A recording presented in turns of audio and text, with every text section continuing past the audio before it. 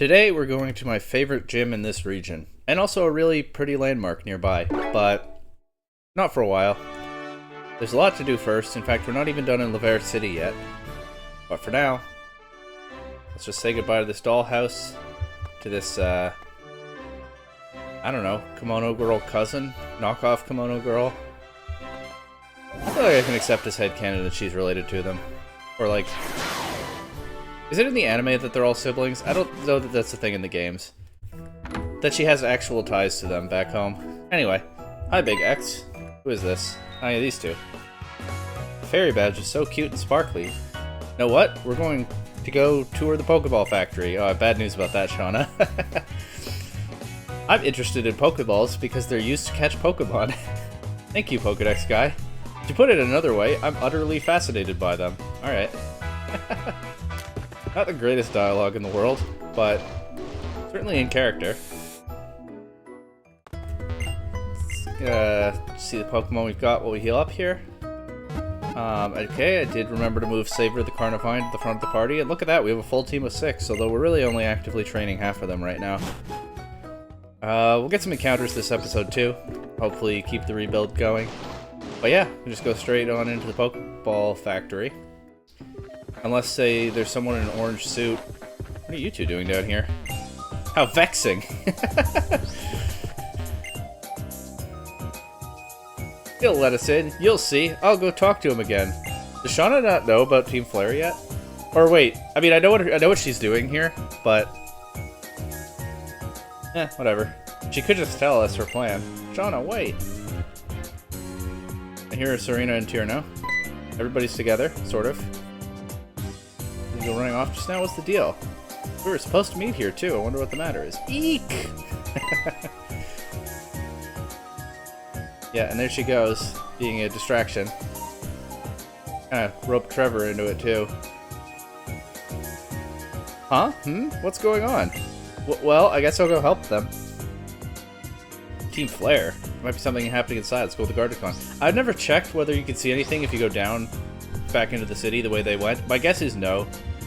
Either Serena's going to stop me, or it's just going to look exactly the same as before. But... hey, let's... oh, look who it is. Did you lose them? Arrgh! Where did they go? I'll get that stuck-up girl and that little smarty pants for this. Dude's not got the best priorities, huh? Like, his job is to guard the door. Okay. Somebody goes and annoys him and runs away, and then he loses them. You'd think... I mean, Team Flare grunts are not, despite how they dress, not the brightest bulbs in the shed. But you'd think the priority would be to go back to the door. I mean, they could sneak past him or something for all he knows. I don't think I'm going to find them, but I'm just taking a little look. No, they're not. I mean, they could be all the way down here. I'm not going to check every building. I think they're probably just not to be found. But you can see the guard looking for them. That's kind of cool. Anyway, if he's just going to dick around down there, in we go. Pokeball Factory is kind of a cool location. Obviously something this universe would need. You never really seen it. I don't really see where Pokeballs come from in the games. Can't that idiot outside even handle guard duty? Tell me about it. Yeah, you don't really see where Pokeballs come from in any other games, except that, like, Sylph invented the Master Ball. But, even though they're not making it in that office building in Saffron City. So sorry, we're not offering tours. You have to take a part-time job at the Pokeball Factory to pay for that ugly suit. Got them. Lit Team Flare up. I need to get them. I don't think the Grunt is... yeah, I don't think the Grunt is going to be able to handle this one. I love battles that just don't quit. Well, I think I know how that's going to turn out for you. Oh, hello, it's another Grunt. I bet it's a nameless Grunt who's yet to make a name for himself. Well, that's pretty much every Grunt, isn't it? Yeah, Toxicroak. I don't actually have anything good for Toxicroak, do I? It kind of checks my whole team.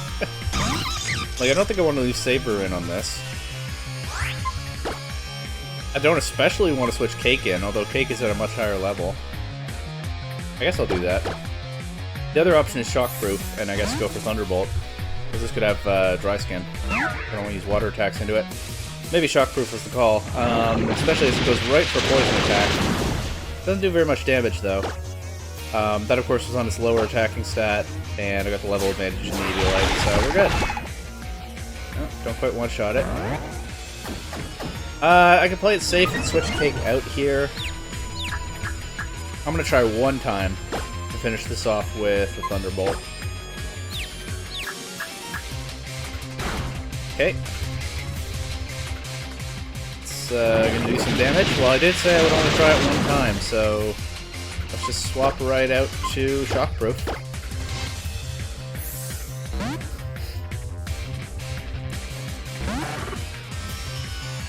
Kind of unfortunate that I ended up having to do that. We'll just finish it with a Dazzling Gleam.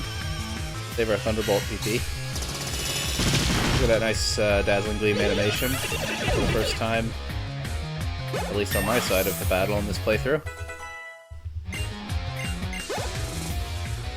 And hey, everybody gets a bit of experience, so that's nice. And this guy continues to not make a name for himself. He seems really hung up on that. But he can stand there and block my way.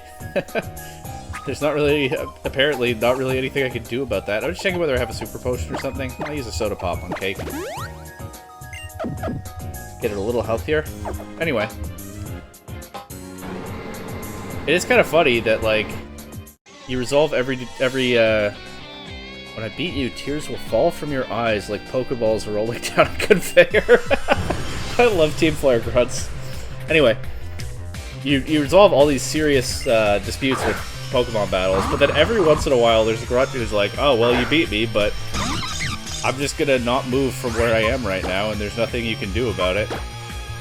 And the player character just accepts it. A little bit of silly video game logic there. You'd think you get your Pokemon to move them, or alternatively, you'd think, like, every evil team leader would just not get out of the way after being defeated. I guess there are story reasons to get around that, but anyway. Let's finish this off with a Signal Beam, because that has more PP than Dazzling Gleam. 15 versus 10. Went down pretty easily. Now this Golbat can eat a Thunderbolt, I think. Which is to say, I don't think it can eat a Thunderbolt. Nope. Goodbye. This guy should stick to being a poet instead of a criminal. Please take me away on the conveyor belt to a world without pain. Just go right. You're better at that. Alright. Got a quick ball here. That might be nice to have later. I'm getting some encounters soon, I think.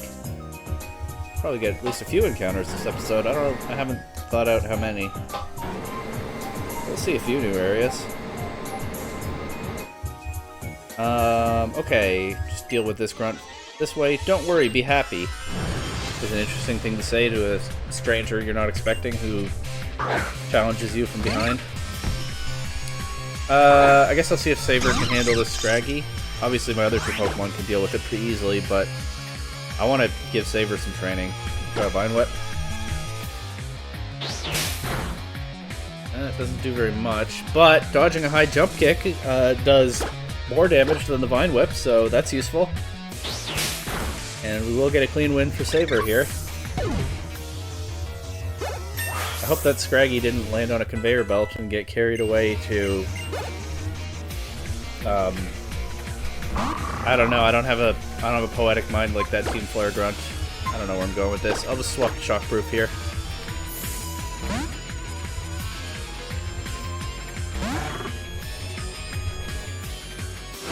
Dazzling Gleam. And I guess also finish it with a Signal Beam like that last one if need be. I think Dazzling Gleam has slightly higher base power, that's why I'm going for it first. I bet if I didn't have a special attack dropping nature, Dazzling Gleam would just one-shot. Oh well.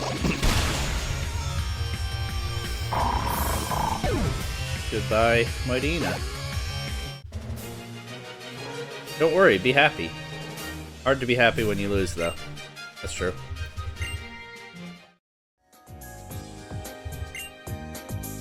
Okay, kind of a... Did she just say she's kind of a scrub? I guess I can't go back and check whether that poet has anything more to say. That's a real oversight on my part. Anyway, riding the conveyor belts is pretty silly, but it's a fun little puzzle. I do really like this area. And the masses of Pokeballs at the ends of the conveyor belts. Pretty good area design. Nice to look at, I mean, interesting. The fan's kind of nice too. And we can go up these loud metal stairs. If I go... Oh, right. She's gonna block the way. Over there. Ball, ball, Pokeball, ball, ball, Ultra Ball. Okay. Swallow. My team is pretty weak to poison types, huh? I mean, Toxicroak in particular, because... Oh, and Shockproof is not a very high HP. But I don't think a Swallow is going to one-shot it. But maybe I should have gone and healed before this. We'll be able to do that very soon. Body Slam is what I didn't want to see. That did some damage. I don't really want to be burning Soda Pops here, but we'll use another. Yeah, poison types are an issue right now. I hope, Oh, that's not good either. That's really not good. I hope I get a crit, or like a bunch of paralysis luck. And I hope I find something to deal with poison types in an encounter this episode. That did not do very much. Encore is fine. I do want to be spamming Thunderbolt right now. I will take a para if I get one, although I'd rather get a bunch of crits. This is looking like a 5-hit KO right now with no more setup on its end. Body Slam isn't doing very much, which is fine. Shockproof was just a low HP when I switched it in. It could be a 4-hit KO. I kind of hope so after getting poisoned.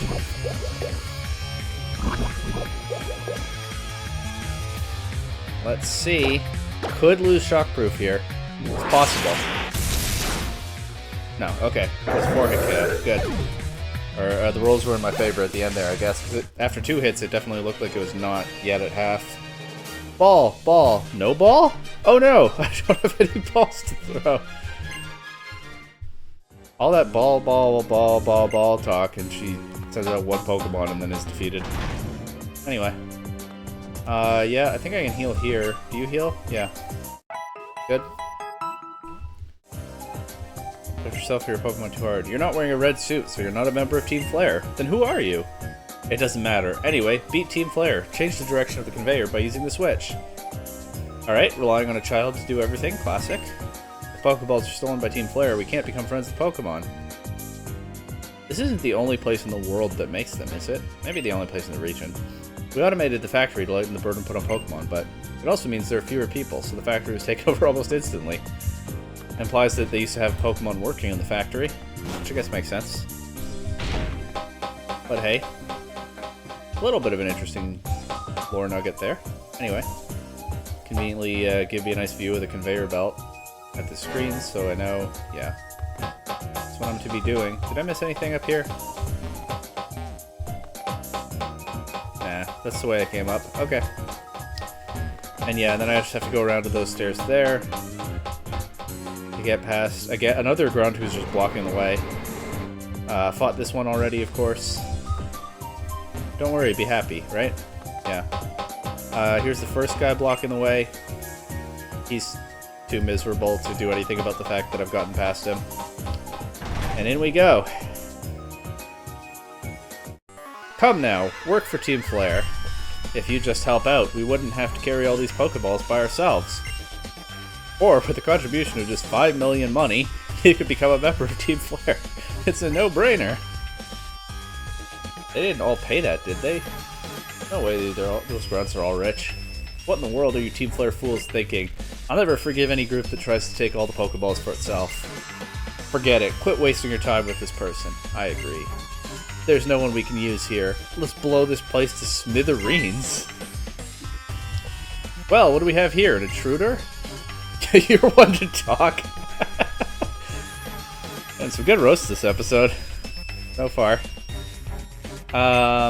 Good call-outs. You, please, help me. My oh my, getting a little desperate, are we, Mr. Company President? Yeah, because relying on child, you know. Well, I guess I'll just have to extinguish your last glimmer of hope. Words jumbled there. Anyway, another Scraggy. I can save her another shot at this one. Don't love the level difference. Let's try a Leaf Tornado. Maybe we'll get the accuracy drop, and maybe it'll go for high jump kick. And also, that's a really nice animation, actually. And I don't know if Leaf Tornado... I don't know if that's a move I ever used in this game before this playthrough. Not much learns it. Obviously, in Gen 5, my go-to starter... unfortunate to be the one who misses there. My go-to starter was Snivy. It's my favorite starter, actually, in any generation. And so I used Leaf Tornado a lot in those games. I include them. But yeah, I wasn't familiar with this Gen 6 Leaf Tornado animation. I like it. It's got a good spin effect. Anyway, the Scraggy battle didn't go as smoothly as the last one, so I'll probably have to switch Saber out for next Pokemon. So let's see what it is. Oh, yeah, okay. Well, that's pretty clear then. I'll go to Shockproof.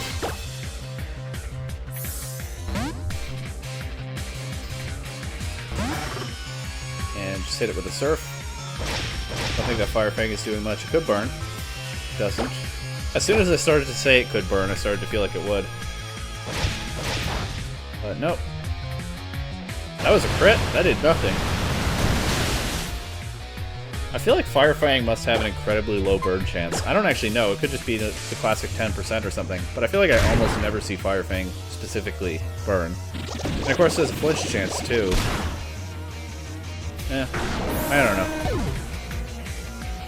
There goes the Houndoom. My Pokemon got kind of low though, except Cake.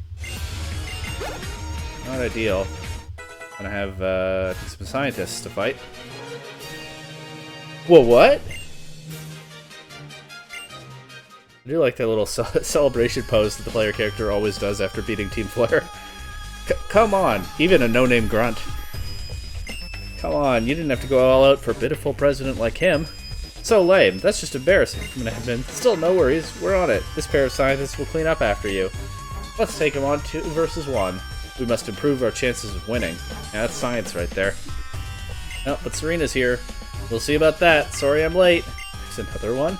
1 kid or 2, it doesn't make a lot of difference. When we're the ones fighting together, our odds of victory increase exponentially. You might want to check your numbers. Are you even really scientists? Really even scientists. Can you help me fight them, neighbor? And Serena is, at least verbally, taking no prisoners with Team Flare. Let's see how she does in battle. Also, I probably shouldn't leave it unsaid. This is obviously another Gen 1 callback. With the evil team raiding a business right around the 6th gym. And we get a Master Ball at the end of this, but of course the big boss isn't here. In fact, the big boss hasn't been properly revealed yet. So that's a bit of a difference. And it being the Pokeball Factory makes the question interesting, I think. I never really processed this as another Gen 1 callback when I was playing through the game. It's not like needing a Pokeflute for a Snorlax again, or Santaloon Forest having clearly recycled the layout of Viridian Forest. This one does it better, I think. And kind of stands on its own. So, I'll talk about it that one time, but otherwise, nah, we're good here. I don't have an issue with it. Anyway. The scientists are not putting on a very good showing here. There goes one of them already, I think. They only had 1 Pokemon, right? Each?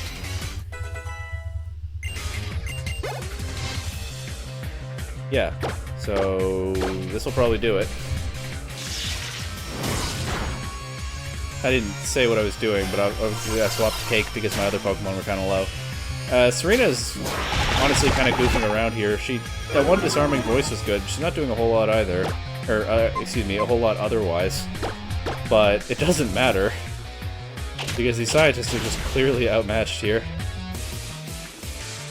Serena might finish them off before I get to. Nope, wow, that did nothing. But this will do something. And there they go. The Team Flare scientists are definitely not the most memorable characters in this game. Even though they have very, flashy designs. Probability is just probability. Absolutes do not exist. Now that's science. Or maybe philosophy. Anyway. Oh my, oh my. So lame. What a shame. We got beat. Enough already. We've already stolen the Pokeballs, Great Balls, and Ultra Balls. Let's call it good and leave. Was the admin in charge? I always kind of just assumed that the scientists outranked everyone else, but you kind of get the feeling that the scientists weren't really in charge of that interaction. I don't know. I'll keep an eye out for it, because of course there's one more scientist to meet, and then we'll fight them all again. Actually, there are two more to meet. One's not for a while. I don't know if we see them directly interact with admins again, but I'll keep an eye out for who seems to be higher ranked. I always just assumed it was the scientists because they have names and unique designs, but anyway. You saved us. Thank you so much. You're astounding Pokemon trainers for being so young. Very well then, I want to show my appreciation. I'll give you a Master Ball or a Big Nugget. Pick whichever one you'd like. Rena says I should pick first. That's fair, I beat way more grunts than she did. Master Ball, Big Nugget. I don't know what happens if you pick... I mean, I think you get both no matter what. I've always picked the Master Ball, because that's the obvious choice. So, alright, for science... I was just calling out the Team Flare scientists. For science, let's pick the Big Nugget and see what happens. I assume I'll get both still, but... here you go. And as a bonus, you can have the one you didn't pick as well. Yeah. But I always pick the Master Ball in past playthroughs because, obviously, Big Nugget's good, but it's not a unique super item. And then Serena gets them too, which is great. Very appropriate reward. Just have a feeling you two will put them to great use. You're different from those Team Flare people. Wow, that's a low bar. And oh, and even I don't know the proper way to use a Big Nugget. Still, the blasted Team Flare. What were they planning to accomplish by taking all the Pokeballs for themselves? What could Team Flare want with a whole bunch of Pokeballs? By the way, look at me. I'm in charge of the Pokeball factory now. I call the shots. Alright, having a job is boring. Back to adventuring. Yeah. They stole Pokeballs, right? They must be planning something they need many Pokemon for. I heard the Team Flare was also behind the trouble at the power plant. Pokemon? And electricity? What could they be after? Very mysterious, huh? Very mysterious, but... we're a good ways into this game now. I think we'll find out soon. Oh, there's a worker down there now. I guess the workers are able to come out of that one room they were all huddled up in. Guess I'll see if I can go talk to him. Hey, do you think it's okay to go have a look around now? I'm sorry. Team Flare messed everything up. It's not a good time right now. Team Flare? Have I heard that name somewhere? Okay, yeah, so she doesn't really know them yet. Although she knew about the power plant incident, right? But, like, she wasn't there. She heard about it. Well, she'll catch up. Would they be the people in the red suits from a minute ago? Trevor's dialogue is really landing weirdly with me right now. Maybe it's just me. That's right, Trevor. Team Flare. ... They took all the Pokeballs by force, but they're for everybody to use. How awful. It seems like it would be best not to get involved with those guys. You're right, Trevs. Team Flare sure is terrible. What should we do now? According to the town map, Dondemille Town is next. And off they go. Big X, you and Serena are really awesome. You're way stronger than those bad guys. Still, try not to do anything crazy, okay? See ya! Okay, and does Serena have any more dialogue for me? Thank you. Everything's okay, thanks to you. But if I keep relying on you like this, going on this journey will lose its meaning. Yeah, fair. Anyway. Yeah, I actually am. I don't think I've ever... Another thing I don't think I've ever done before in a playthrough, I actually am going to go look around the factory a little more. See what dialogue people have now that they've been saved. Probably no reason to go back to the president. He probably just has the same dialogue. Also, there wasn't really a reason to use the conveyor belts there, but it was just kind of fun. Of course, the stairs are all unobstructed now, so these two are just still here. This guy understands economics. If Pokeballs are all stolen, then one Pokeball will cost... Did he say $1 million or $1 billion? I think he said $1 million. $1 million money. Oh. Well, I didn't need... Actually, I did need to heal. So, yeah, nice to do it here. Anyway, not much changes there. Let's see about this worker, who finally is back on the job. We're hard at work making Pokeballs, but there still aren't enough. The Team Flare causes a shortage. Good thing that doesn't actually show up in the marts. No, not this way. It's a small thing, but I really do enjoy the sound of the player character's footsteps on that catwalk. It's a nice touch. Anyway, done with that, and we can move on soon. Hey, it's a newscaster. Wonder whether we'll ever meet her in person. We'll bring you this special bulletin. The Pokeball factory in the area around Laver City has been attacked. The identities of those involved are unknown. That's right, nobody knows. Certainly not this intrepid journalist, and if she can't find out, who can? However, this is not expected to have any effect on the sales of Pokeballs. Okay. So, like, maybe they just caused a little tiny shortage. Just a little baby shortage. No big deal. The region can handle it. That's good to know. Don't have to stop by the... Oh, this guy's still here. What are you doing at this point? Man, these red suits are hard to run, and I'll never catch up to those kids. You haven't moved. You're in the same spot since I talked to you before. The admins are sure gonna be grumpy. This is the real no-name grunt, like here, right here. They didn't even bother to tell him that they were done with the operation, and he's just running around in his suit, trying to find some children who at this point have left town. Like, accomplished what they wanted to do, gotten past him into the factory, beaten up his superiors, and left town, and he's still... Some say he's still running around in that suit to this day.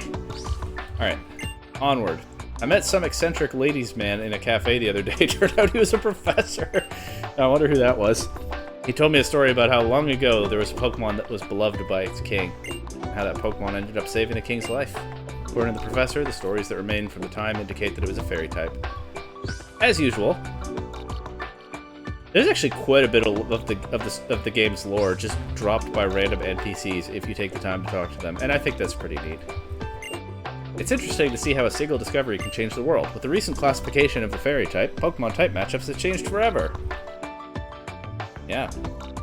As I record this in 2024, that's the most recent type. Except Stellar, kind of, but, you know. Well, that's a pretty special discovery, too. I heard there's a person in Anistar City who can read the memories of Pokemon. Well, I'm sure we'll find them today, then.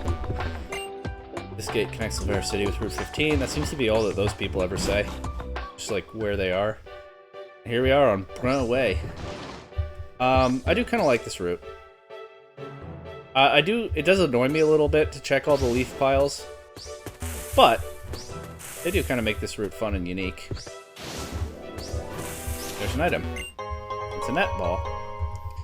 Could be useful later. If I run into yet more water types. But yeah, zooming through leaf piles is kind of fun. Take this Lepa berry, I guess. There's another leaf pile. Nothing in it. Oh, and this one has a trainer in it. Whoa, don't sneak up on me like that. My guy, you were hidden. I should say that to you, Dean. I don't really know what these rangers are doing. Waiting in ambush in leaf piles. It's pretty weird, but it is a neat little touch for this route. For sure. Anyway. That's gonna take a while to KO. Feel free to keep spamming Psych Up and not attacking me. Watchog is such a weird looking Pokemon in the full 3D model. Not that I have an issue with it, it's certainly not one of my favorite Pokemon. It's probably in the mushy middle of what I think about Pokemon. If I were ranking every Pokemon, it'd probably be not especially high or especially low. But it's a weird looking guy for sure. Anyway. We will not have Saber try to fight this Swoobat. We will swap to Shockproof.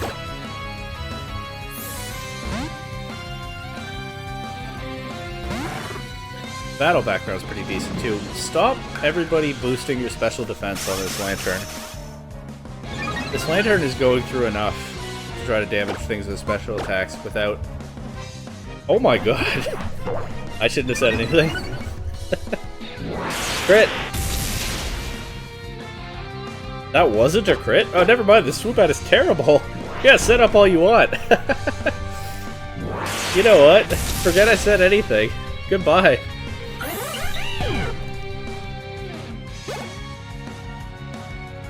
And we'll deal with the Seadra. Battle background is nice. I like the leaves blowing by. I think I started to say that and didn't finish. One shot the Seadra and we move on.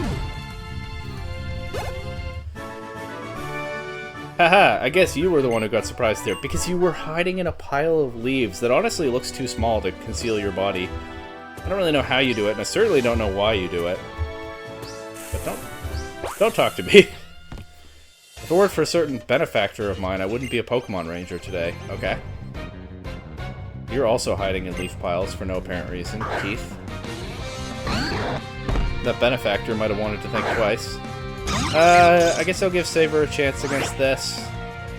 Might benefit from having Levitate here. Or just get wrecked by Dual Chop. That is doing too much damage! And okay, goodbye, Saber. Remember when I was rebuilding my team and not just using the same 2 Pokemon all the way through? Well, let's get a quick revenge here.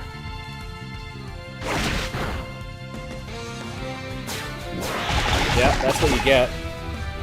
You mess with Saber. And hey, I haven't gotten my encounter on this route yet. In fact, I didn't even think about it until just now.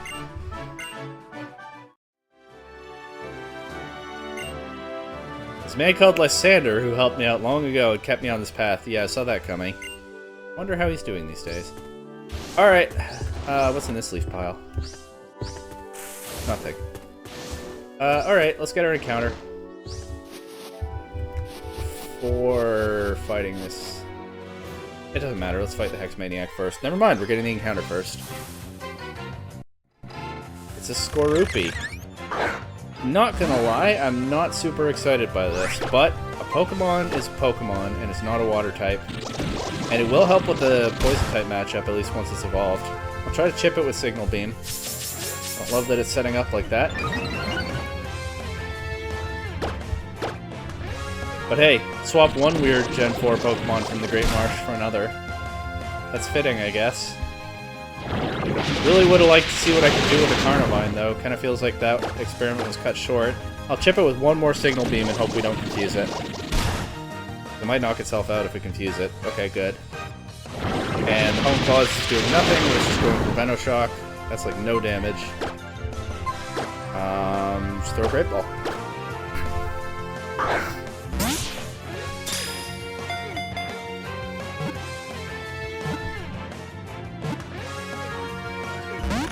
I thought I'd have it there. Gah, it was so close, too.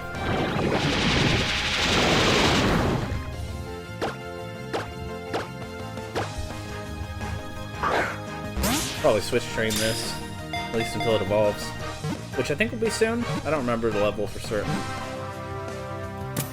I think it's soon. Might even be over-leveled now. We'll see. Okay. It grips prey with its tail claws and injects poison. It tenaciously hangs on until the poison takes. Considering the Great Marsh callback, I'll just name it Marsh. Pretty straightforward. And let's see if I can go get Marsh from the PC before I fight this Hex Maniac. Why is box 7 my open box? What was I doing? That's definitely something from an earlier episode that I don't remember now.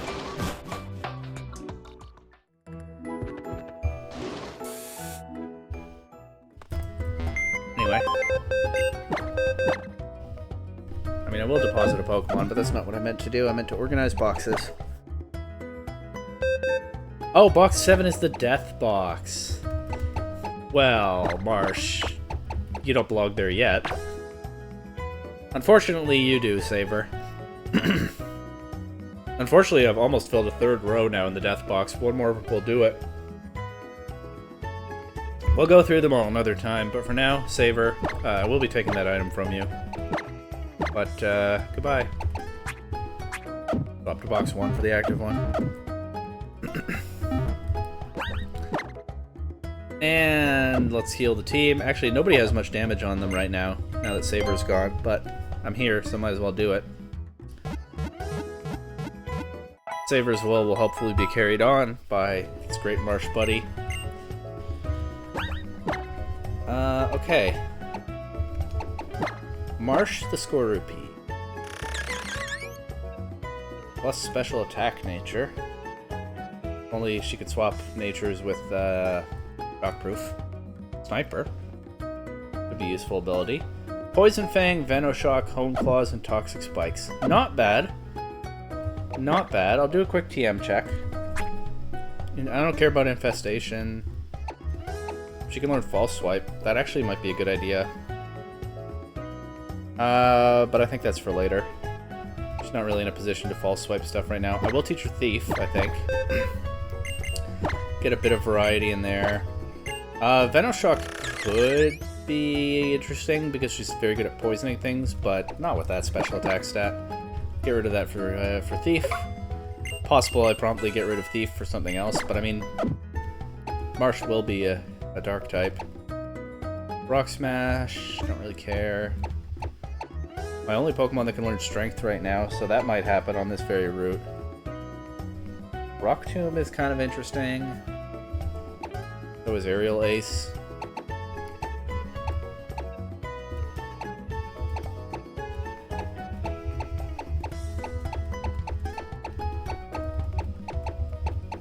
Toxic. But no, I think this is fine. And I'll figure out later whether to drop, I don't know, Toxic Spikes for Strength. I probably won't want a Strength user.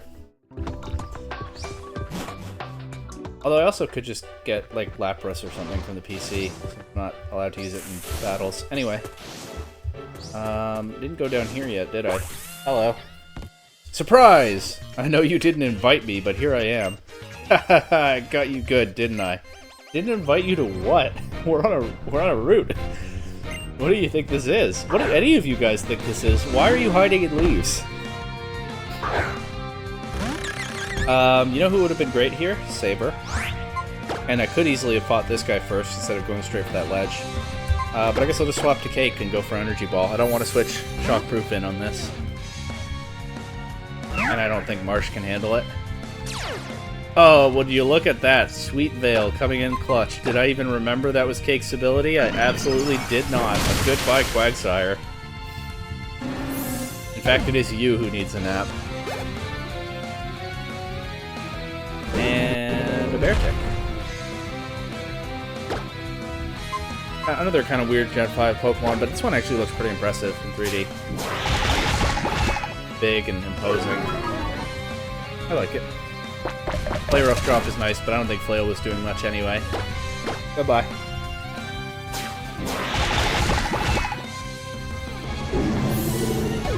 Still being carried by the Swirlix.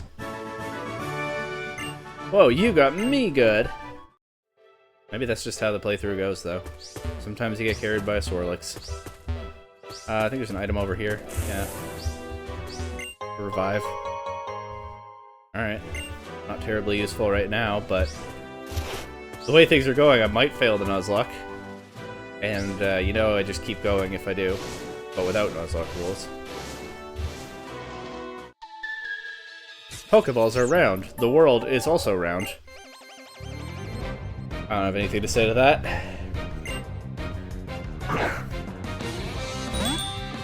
Right now, while not evolved, Marsh is weak to Psychic-type attacks. Chimecho is not a terribly strong Pokemon. It's not the weakest Pokemon. I'm just gonna swap to Shockproof and go for Signal Beam. Also, Marsh is at a lower level than I... Honestly, I didn't really pay attention to what level Marsh was at when I caught her. She's at a lower level than I thought she might be. I think it'll be a few levels before she evolves, though I don't really remember. Anyway. Maybe Marsh could have handled that double edge and gone for Thief, but here we are. And here's the weirdest attack in the game. To this day, I don't know how Psywave works, and of course it's been there since Gen 1. I just kind of get vaguely worried when I see it, because I know its damage varies. But that's pretty much the extent of what I know about how it works. But, hey, win or lose, Pokeballs remain round, and we have won. So, win-win. I too am feeling well-rounded today. This is our second wild encounter on this route, so we could have had a Fungus. I think I'm fine with the Skorupi instead of the Fungus. Mungus amazing in VGC, probably not as amazing in an in-game playthrough. Might have been good. And hey, we could have replaced the grass type with a grass type. Instead of not having a grass type. I've checked these piles already, right? Yeah, these are the piles that these guys were in. Let's do a bit of surfing.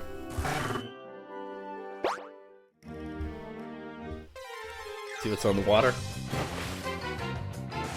A Lombre might have been cool, but like I said, I was really not looking for more water types.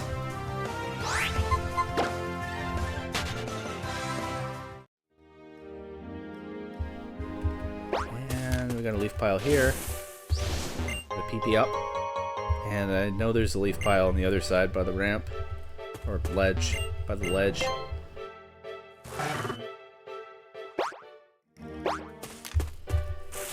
Actually, there are a couple. At least. Yeah, a couple. But nothing in them. Unless they're hidden items. I don't care.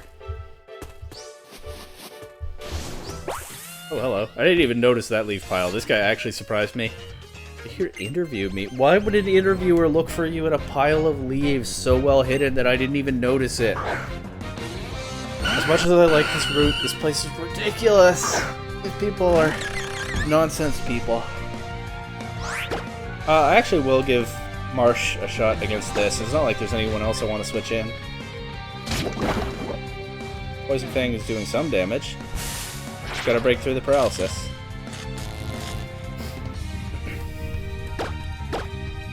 Better that than sleep, I guess. The Mega Drain's doing a bit of damage too, though. If I get fully paralyzed a couple times, I might bail on this and swap to Cake. It'll be kind of a slow battle as it is. Vileplume didn't move when he used Mega Drain there. Is that the animation? It just kept, like, bouncing in place as energy transferred. Yeah. That's kind of unsettling, actually, now that I've noticed it. It put its head down for the Stun Spore, but... Alright, I'll switch to Cake. The Vileplume resists all of Cake's attacks, but I think we can probably just play rough through it.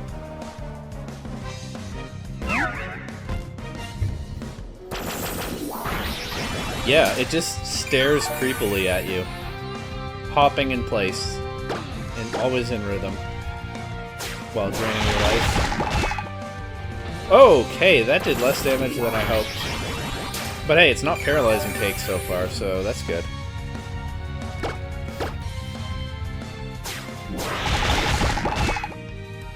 One or two more of those. There's the Stun Spore. Great.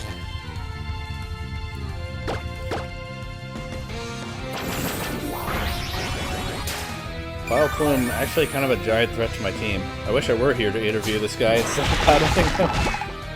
I'm going to swap to Surf here because Play Rough can miss. Minimize the odds of getting hacked. Hope Surf KOs. Yeah, it does. Okay. Cake is still just too powerful. Even though that Vileplume was kind of a threat. You're not here from TV, then? I wish I were, buddy. From TV. Check for paralyzed heals.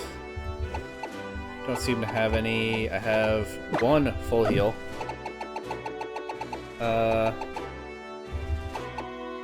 And a Lumio Skelet. So, I guess between those two, I can save a trip to the Pokemon Center. What does a Sweetheart do? Nothing useful here. Cake eating a cookie. That's an item. Of course it is. The wind effect on the plant. Grass is kind of nice too. Anyway, it's a little thing, but I like it. I don't know anybody with Rock Smash, do I? Who on my team can learn Rock Smash? We know that, oh, actually just Marsh. I think I'm going to come back here with an HM Pokemon. I think that's how I'm going to do this. I could use Repel for this stretch, but I don't know that Marsh is going to be at a higher level than, say, a Mighty Ina. Marsh is at a higher level than the Mighty Ina. Alright, just let me leave Mighty Ina, and I'll try Repel.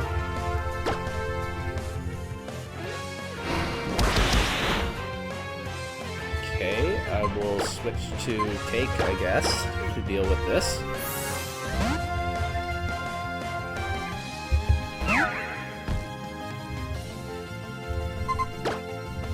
Yep, that's what I thought.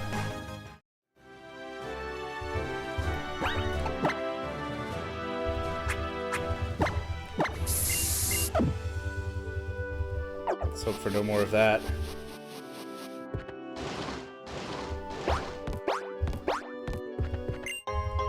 Another full heal. Just as I ran out. Nothing down there. Okay.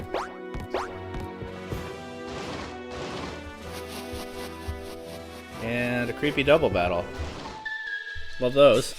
Oh, you. If it's a battle you want, we won't refuse. Eep! Who are you? Why are you talking to me? Is it a battle you want? A battle? Alright. Not quite matching your energy there, Rune and Rhyme. I kind of want to go for Poison Attack into the Floette, but I think the responsible thing is to swap Marsh out for Cake.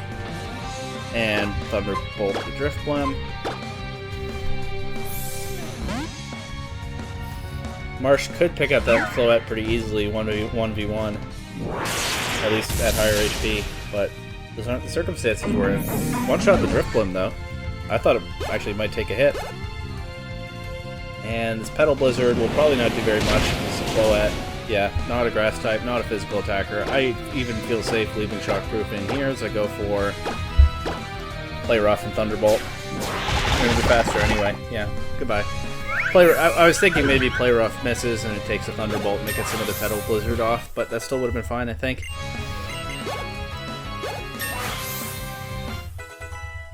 Hey, gaining some levels. We definitely need that right now. Goodbye, Rune and Rhyme. Eep! One of them says, that was fun, and the other says, Eep! Pokemon battle is a lot of fun. Why are you still staring at me? I can feel you judging me. Stop it. Oof.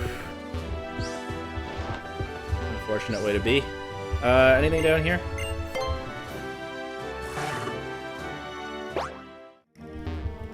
Yeah, there must be. Okay, there's definitely a hidden item or something here. There's no way there isn't. Can I use the dowsing machine? Or is Professor Sycamore gonna yell at me? I forgot I had it selected.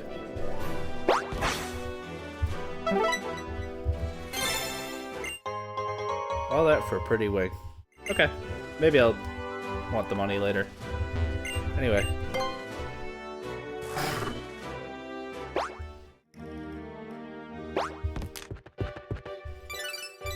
Who's calling me? Oh, look who it is. According to Professor Sycamore's research, Mega Evolution releases all of a Pokemon's hidden energy at once. The Pokemon then exhibits a level of power it could not attain through ordinary evolution. What meaning can we draw from this?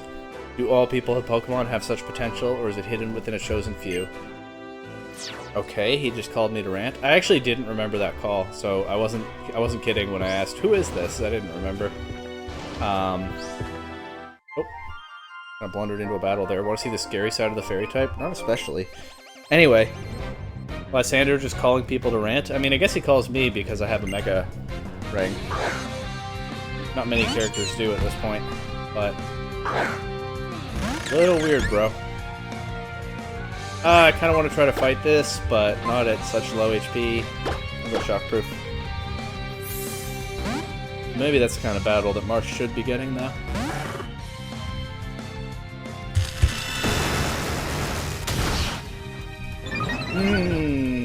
Especially when that did enough damage and got a boost that I think I want to throw down a Soda Pop here. My last one, by the way. I only have bigger ticket stuff after that. Bolt switching out and getting rid of its boost, I'm A-okay with. Don't love the crit. But who's coming in? Aromatisse. Now that's a weird Pokemon, and I did not remember that it had such a weird cry. Thunderbolt. Again, I'm preferring Thunderbolt over Surf here because of the paralysis chance. Attract? Are you serious? Okay. I'm gonna switch to Cake. But I think do Cake and Shockproof have the same gender? No, they don't. Cake is female. Charm. I was thinking there might be a play. So remember that Marsh is female. I was thinking I might be building to healing Marsh and getting Marsh in to clean this up, which wouldn't be such a bad idea. But I think Cake can handle it. The whole team's getting pretty low though. So I might want to go back and heal. I'm not sure. I don't remember whether there are any more trainer battles between here and Dondemille Town. Mandatory or hard to avoid ones, anyway. But for now, let's just surf this. Dodging the charge beam is a nice touch. And yeah, another surf and finish it. Unless it uses that. But still not threatening if it does that. Look at that cute sleeping Dende, adorable. Fortunately, we're gonna have to wash it away. So we can move on.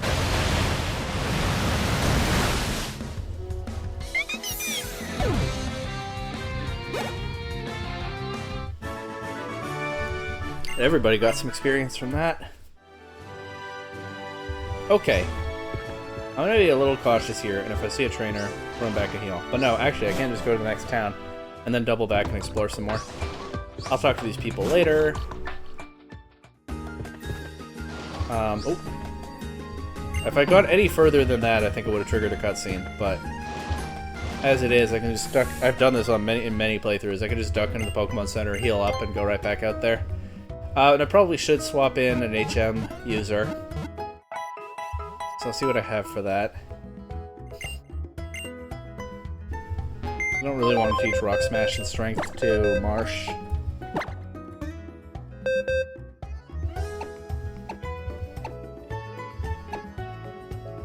Do I not have that any HMs on any of these guys?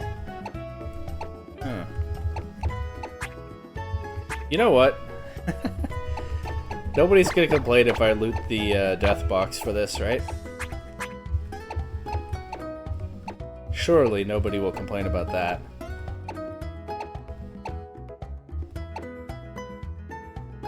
Rock Smash. Strength. Does anything have both?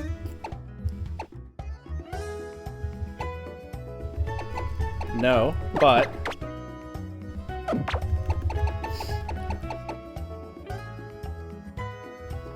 I'll just drop Rock Tomb on this Rhyhorn for Strength, because... Oh wait, no, I can't... Wait... What does it have right now? I'll just drop Stomp for Strength. Probably never using this Rhyhorn in battle again anyway.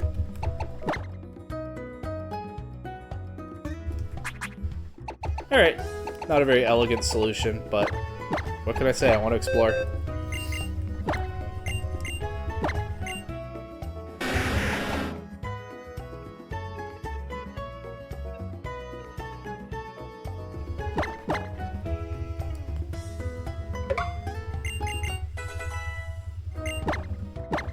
But we're not trying to make a habit of this.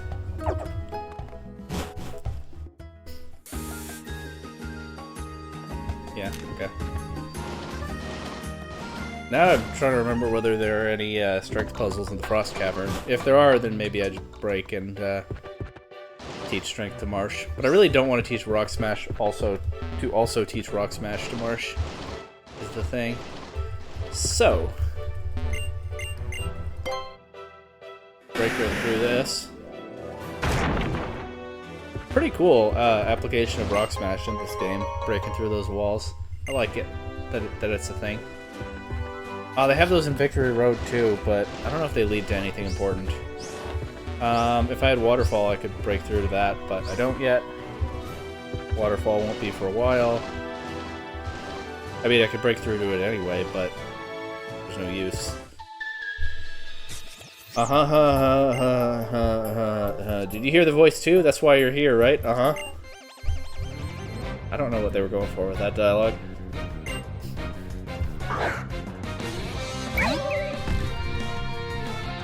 We'll just swap straight to shockproof on this. I'm looking forward to Marsh evolving because the dark type has a lot fewer vulnerabilities than the bug type. Although Litwick could have Flame Body. Or I could just do that. And I guess I might as well have kept Marsh in. Oh well.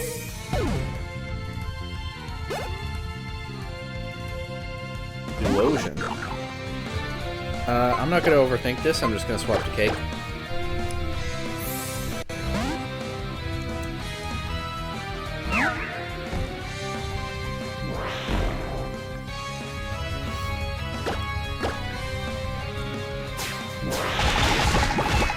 Goodbye. Did they use Future Sight there? Or saw an attack that will never connect? Kinda sad if you think about it. Is there a hidden item or something up here? Just a kind of a different perspective on the... I don't get to that item. There's a whole hidden wall, isn't there? Like a hidden breakable wall. Oh yeah, not so hidden from this angle. I don't want to you guys again.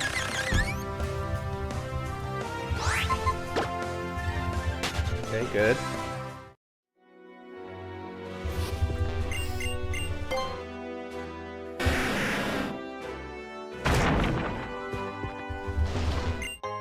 A Macho Brace. And there's an item you never hear about anymore. It really was made obsolete like a generation after it was introduced by the 6 power items. But I remember EV training in Gen 3. Vaguely. Anyway. I think we can get an encounter in here. Well, I guess I'll just roll around until I find one. I came here because I heard there's some great roller skater. Okay. Kalos people being snobby again. Here's our encounter. That's so cool! Alright, this is more like it, but how do I catch it? I'll try Quick Ball. I am very down to train Klefki. Oh, I think I got it. Yeah, critical captures in this game? I don't remember what generation those were introduced. It might be this one.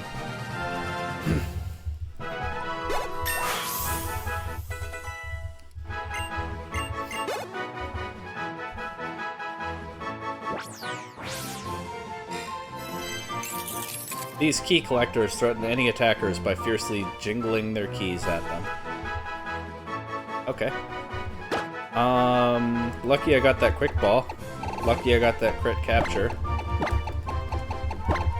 Klefki's got like a mystical fairy vibe to it. I'll name it Lucky. Honestly can't remember whether I've already used that nickname as playthrough, and of course I went to the death box. Alright, let's go get it and then properly explore the Lost Hotel.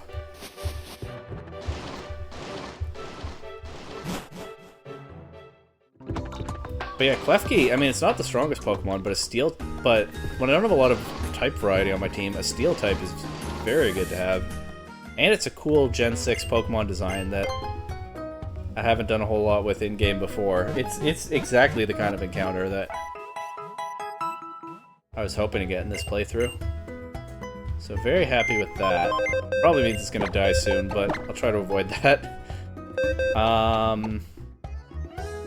Okay, what did I do the middle of the death box where this Rhyhorn came from? Okay, I will swap Shooty the Claunch, well, okay. We'll drop Sneaky the Horsey from the active party. Swap Shooty the Clauncher to the PC for now to accommodate this.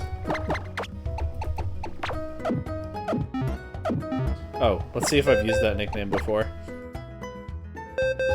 Silver, Emma, Charm, Hungry, Cursebreaker, Soar, Strong, Goku, Flap, Jellybean, Wayne, Gandalf, Garden, Worker, Chomp, Saber. Really kind of all over the place with some of these nicknames. Elizabeth, Hermione, Mr. Fuji, Hero, Fairy, Sneaky, Shooty. Okay, we're good. I didn't claim to be a nickname pro. Just a gamer. Lucky is actually at a higher level right now than Marsh, so I'll keep Marsh in front of the party for the time being. Lucky has Prankster, Neutral Nature, Foul Play, Torment, Mirror Shot, and Imprison. So we'll definitely teach her Dazzling Gleam right now. Let's see what else, if anything.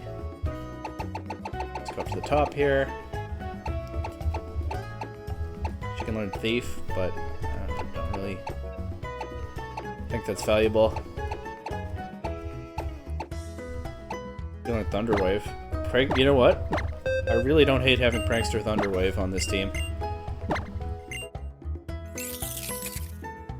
I'll get rid of Imprison for that.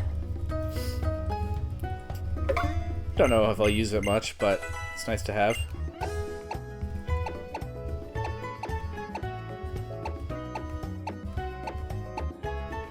Can't learn a whole lot else. Toxic. We could have Prankster Toxic. Do I want Prankster Toxic or Prankster Thunderwave? I'll keep Thunderwave. Actually, hang on. Teach Dazzling Gleam for sure. Just selected the wrong Pokemon there. Mirror Shot, Dazzling Gleam. I don't really feel like I care about Torment or Foul Play. So for now, let's just carry both Toxic and Thunderwave. And either one of them could be situationally useful. And if I find another move I want more, then I have to make a choice. And I probably keep Thunderwave. But yeah, Prankster Toxic, let's do it. And I have Toxic Spikes on Marsh. So I could do some Toxic stuff at this point. I could be a Toxic gamer with this team. Well, let's go back to the Lost Hotel and look around some more. I will use a Repel, even though I don't think having Marsh in front of the party is going to be of any help to that. But, let's see. Yeah, very happy with that encounter for sure. Not the strongest Pokemon, but exactly the kind I wanted to train. And hopefully being a Steel type, able to survive longer than some. I didn't even realize this guy was a trainer, but of course he is. And he ain't holding back just because I'm a kid. You know, little punk.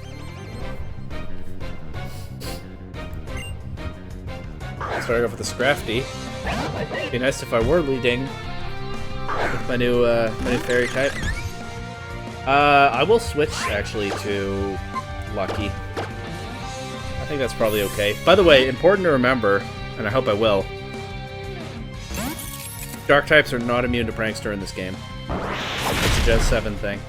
Okay, you know what? I'm gonna switch right out to Cake. So much for training Lucky. What can you do? Anyway, yeah, Dark type's not immune to Prankster in X and Y. Or Omega Ruby and Alpha Sapphire. Or anything before Sun and Moon. So, good to keep in mind.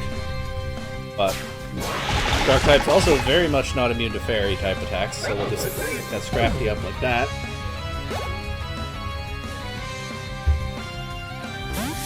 I think I feel fine going for another Play Rough into this. Yeah. And who's last? This will have Rough Skin, but whatever.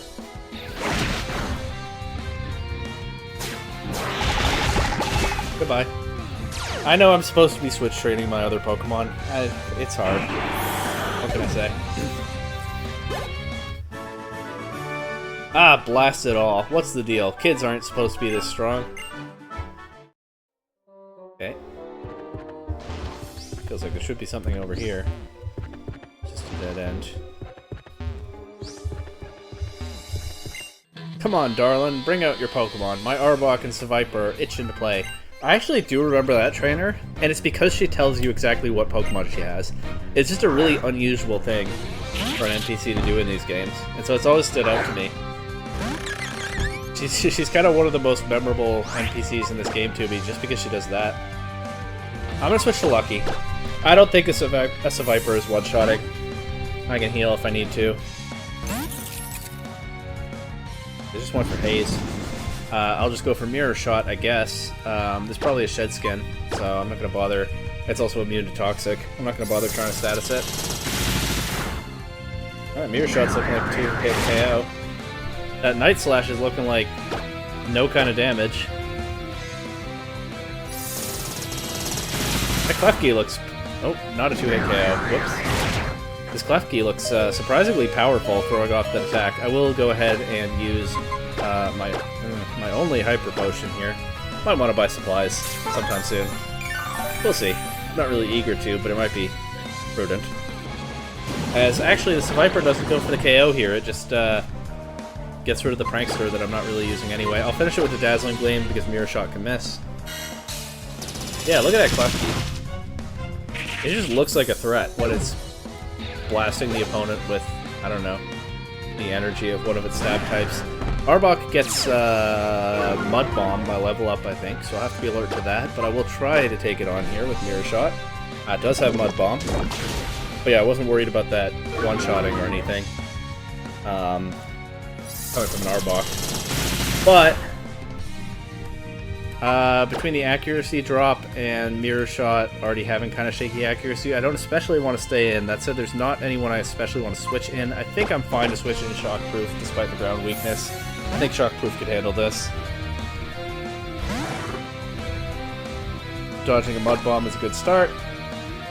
And I'll just go for Surf, save my Thunderbolts for now. That almost KO'd.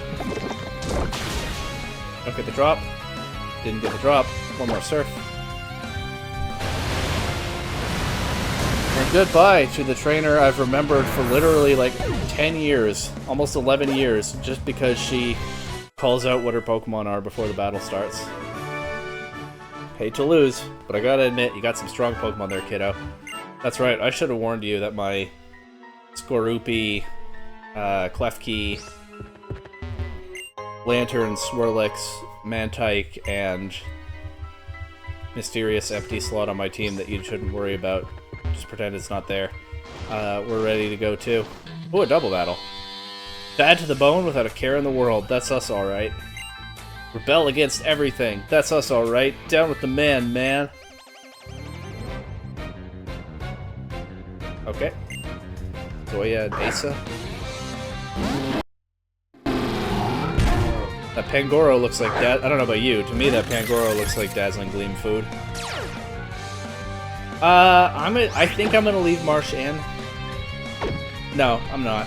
I don't really see a threat to Marsh here, at least not instantly, but I don't really see how Marsh can threaten them either. So I'll switch to Shockproof. And I'll Dazzling Gleam.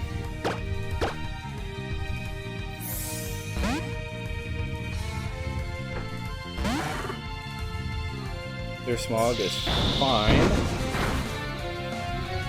And Lucky is faster than Pangoro, so Pangoro might not get to move. Yeah, that's a double weakness for you.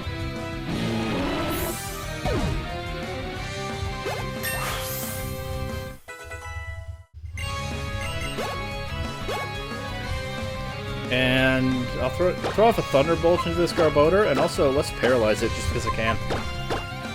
Thanks for Thunder Wave, baby. Garbodor was faster than Lucky, but it doesn't matter. There's the Thunderbolt. It's not going to be faster anymore. Anyway, the Thunderbolt will two-shot it. I'm just going to click Thunder Wave again to save... I don't know which of my Pokemon is faster. I think it's probably Shockproof, but I'm not certain. So just to avoid wasting PP when I can just finish with Thunderbolt, click Thunder Wave again. I'd like Marsh to level up. Okay, she does. Dude, you got the power. Okay, Marsh doesn't evolve yet. I feel like she's at about the right level. Think what you may of my looks, but at least I'm honest, and I'm telling you, you're not cool at all. Just look at yourself. You've got to take care of yourself. This is shaking, so probably there's a Pokemon in it. Can't catch it, but let's see what it is.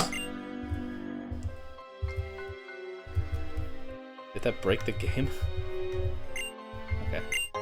Not a Pokemon, an item. Good to have. Hello. Dude, kid, what do you think you're wearing? You ain't got no sense of style.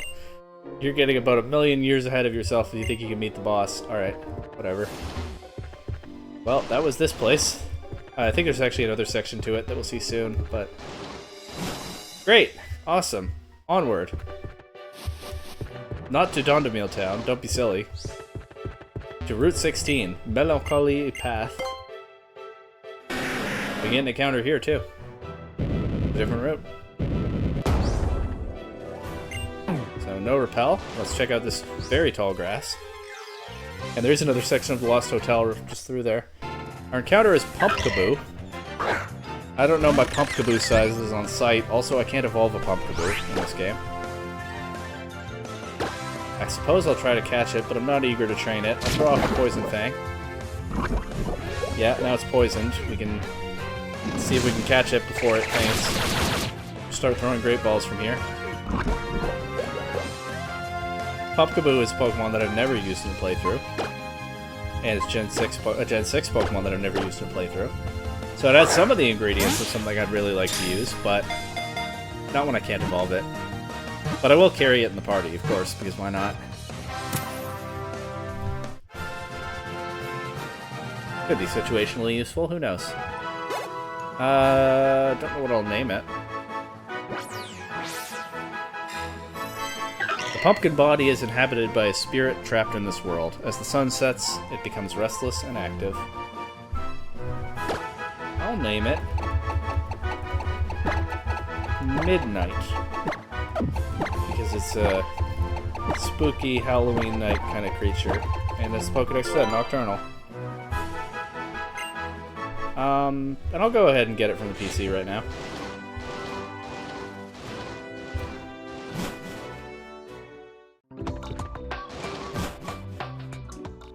Hey, now, not to jinx it, but now it feels like the rebuild of this team is actually coming together.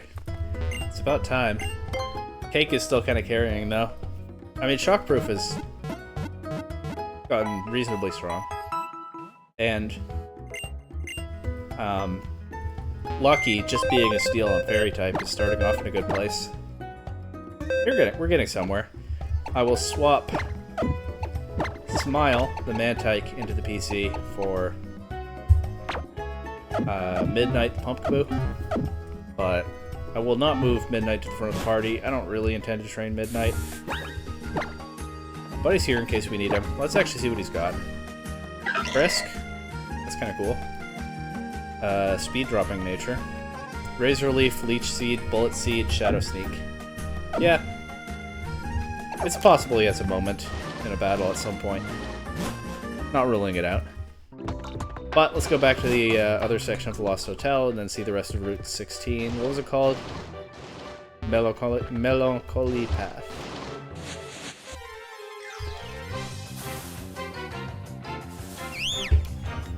Second consecutive route where the encounter could have been a Fungus, so it's the second thing I found. I think I would rather have a Fungus than a Pumpkaboo because I can evolve it, but it's fine. Here's the other section of the Lost Hotel. Can't catch another Pokemon here, so here's a Repel.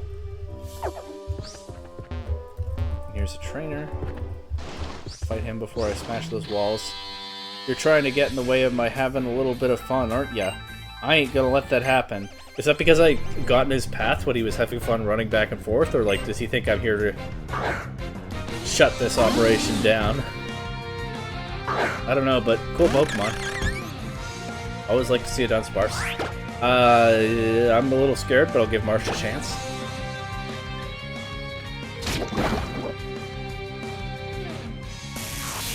Okay, now I'm too scared. I'm gonna swap to Lucky. Lucky will resist any Headbutt or Ancient Power, probably anything this has. I guess it could have a ground attack. I don't really know Dunsparce's move list that well.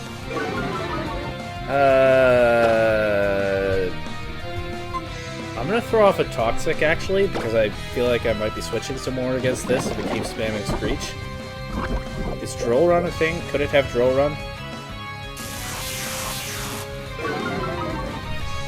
Okay, I'm getting way in my head about this Dunsparce, but yes, that is what I'm doing. I'm scared I'm gonna switch to Cake. Actually, I'm gonna switch to Marsh. I'm gonna see if I can keep it to just these two Pokemon and not split the experience with Cake.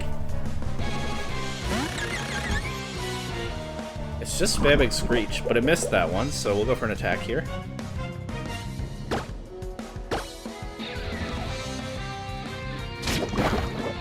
Chip it a little bit more. It does have Drill Run. Okay, I guess I was right to be worried. But without a Screech, that's not doing too much. We should finish it off here. There's a Screech, but I think it's too late. And if it's not, I'll just switch to Lucky again. I think Lucky will take a Drill Run and neutral defense, but no need to even worry about that. Goodbye.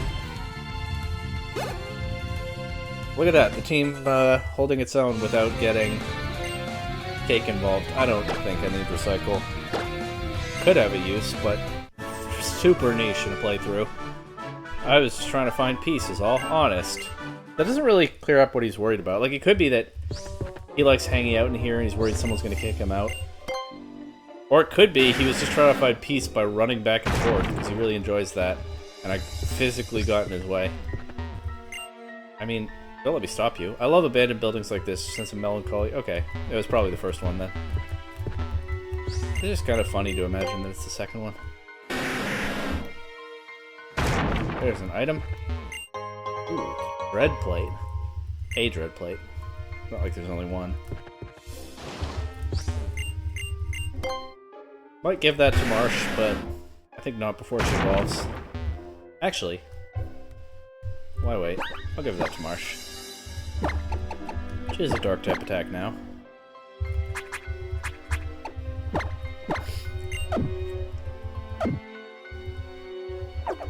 Okay.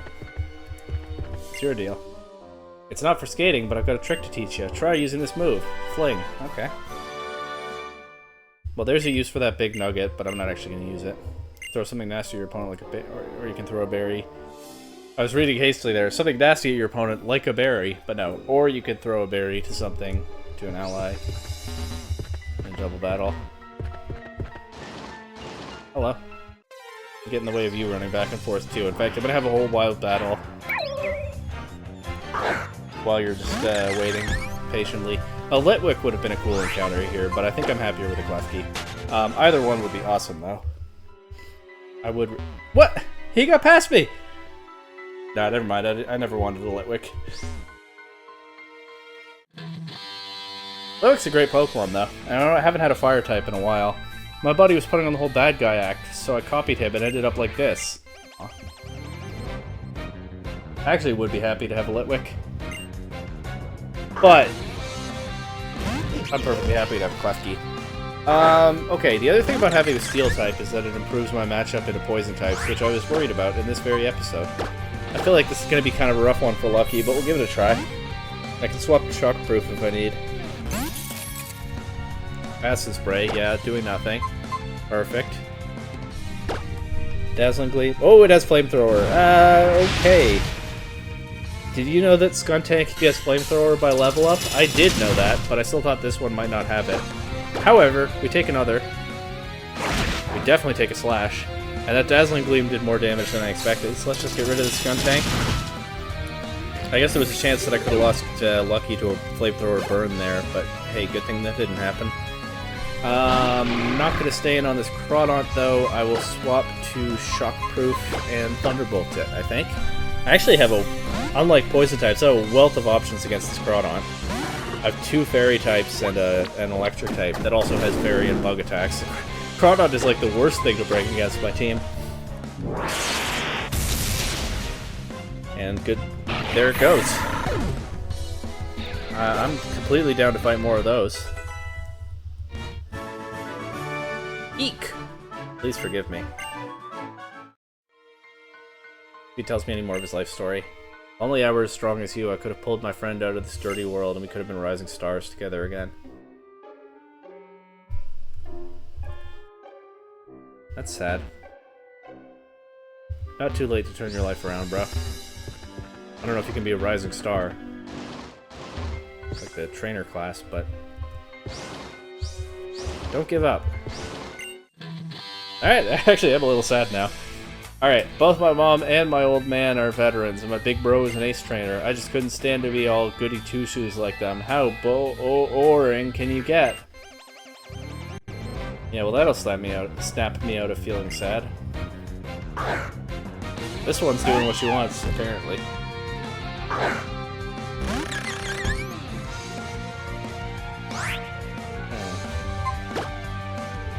Give Lucky a shot against this, but HP's a little low. Assist! This could be anything. Oh no! Fake out. Okay, fine. Fake out's fine. Fake out's fine. Maybe she has like a Delcatty in the back. Let's try a Dazzling Gleam. And attack is fine. Dazzling Gleam still connects. Might KO. Yep. Oh, yeah.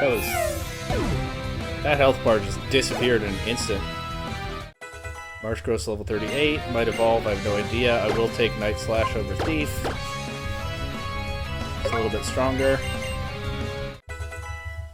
And has a... Oh, another life bar. Has a high crit rate. And of course we know that Marsh's ability is Sniper, so that's some nice synergy there. We'll take another Fake Out, no problem. Should be fine to throw off another Dazzling Gleam here. Don't crit me. Okay, would have been fine even if it crit me. Get rid of the life bar. Goodbye.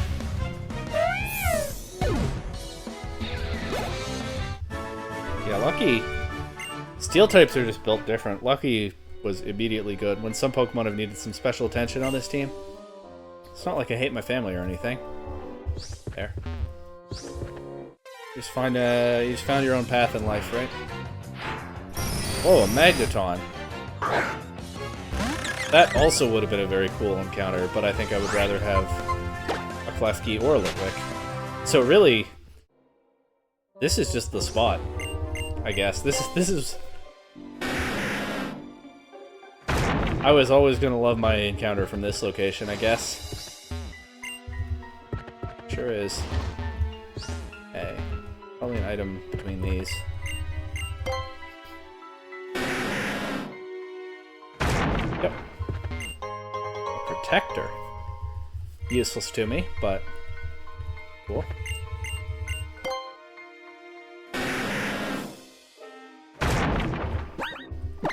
Here. Rhyhorn, you can hold this Protector so that you don't die. Wouldn't want that to happen to you.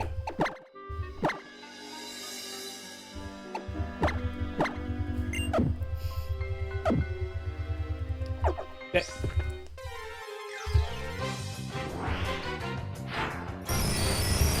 Another Magneton.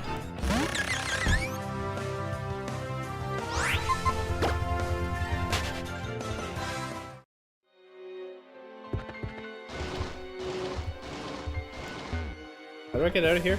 Oh yeah, it's down here. It's interesting how this area is segmented off like this. The path through in each section kind of winds up or down toward the other section's area. Not a bad little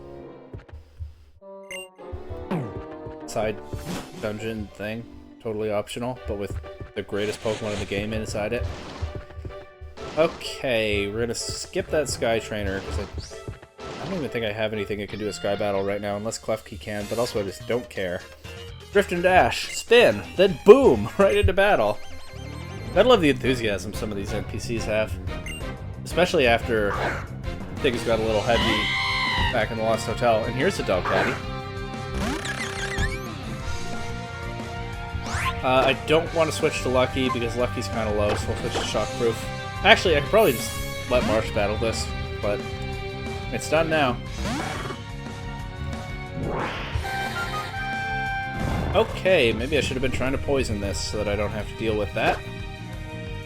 Let's go for Surf. What else does it have?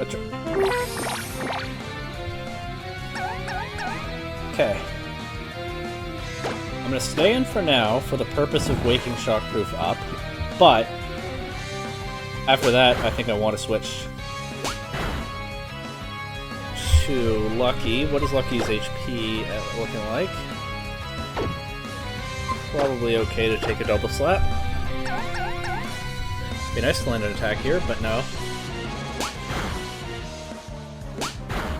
Just getting slapped around by this Delcatty. Okay, it got 5 hits out of its system. Now let's see it only get 2 as I switch to Lucky.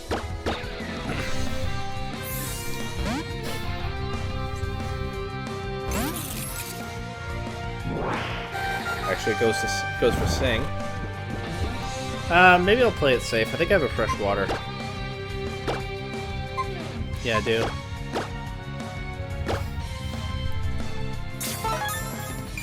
Anyway, the reason I brought Lucky in, other than not being able to be attracted by this, is that I can go for Toxic. So that's what I'm doing right now. And then it can put me to sleep all it wants, but it'll be on a timer. 3 damage per hit? No, that was a crit. What did the first hit do? Might find out in a second. Yeah, there's the poison. Spin, dash, boom! Your Delcatty's gonna go down in a few turns no matter what. Still wasn't paying attention to that double slap damage. Try to get a Dazzling Gleam off. Yep. That did a lot. I guess I didn't need the Toxic. Oh well. I'll try for a Mirror Shot here, because Dazzling Gleam PP is already getting a little low. Do land a Mirror Shot. Goodbye, Delcatty.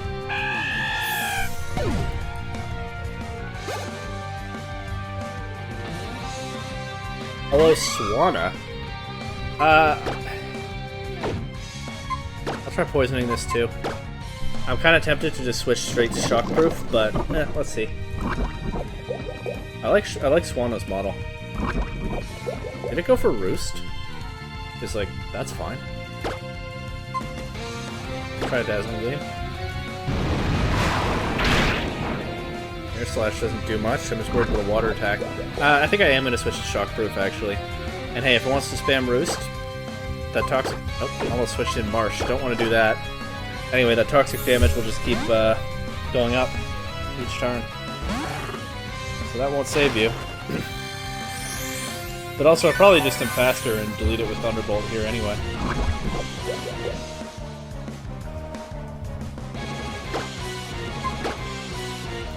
Oh, no, not faster. But do think I'll delete it with Thunderbolt. She tries to double down with Aqua Ring and Roost, but yeah, that's never gonna work. Boom.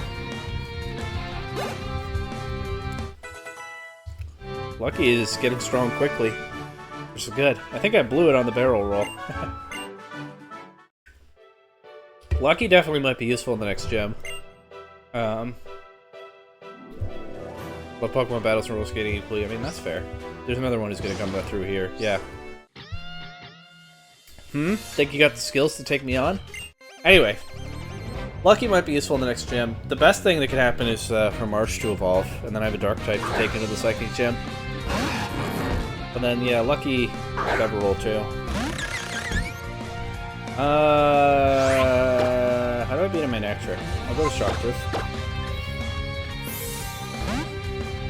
Could probably have Marsh fighting more of her own battles at this point, but I'm still a little wary.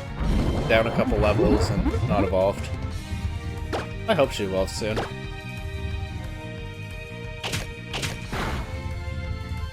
Okay, I saw that flinch coming a mile away. Don't do it again.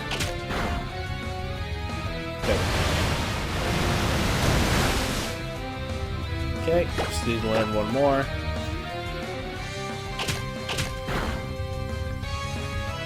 Crit by the bite. But Manectric is gone.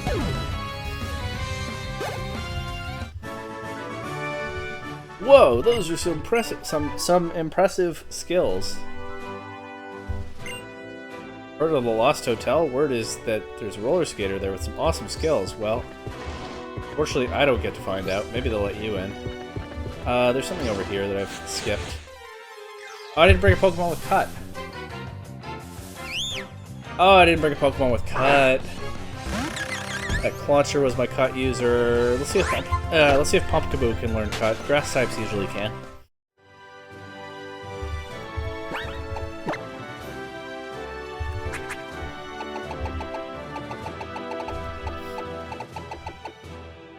No. Klefki can, but not Pumpkaboo. Honestly, I'm just not gonna... Maybe I'll come back. Probably won't remember. Guess I don't have to see everything. This is just like a little detour here, yeah. I get back to another leafy area, more leaf piles. Nothing interesting in this one. I think I saw another Sky Trainer over there. Yeah, nothing here but Sky Trainer. Advanced tips! And a Sky Trainer. What's this? Oh, another Klefki. Already got one. So, all good there.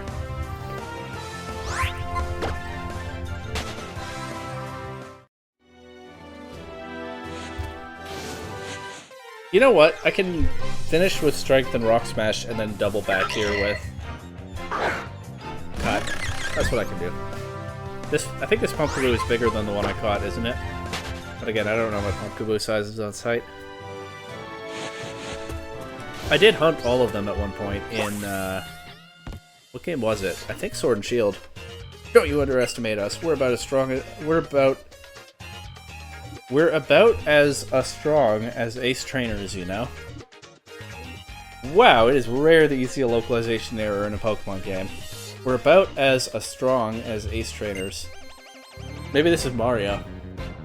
Maybe it's not an error. Nope, his name is Lee. Got a Crawdon. This guy's the best all the way around.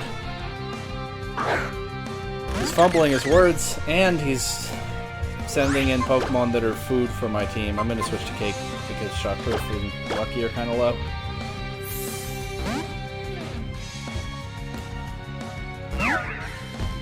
Almost as strong.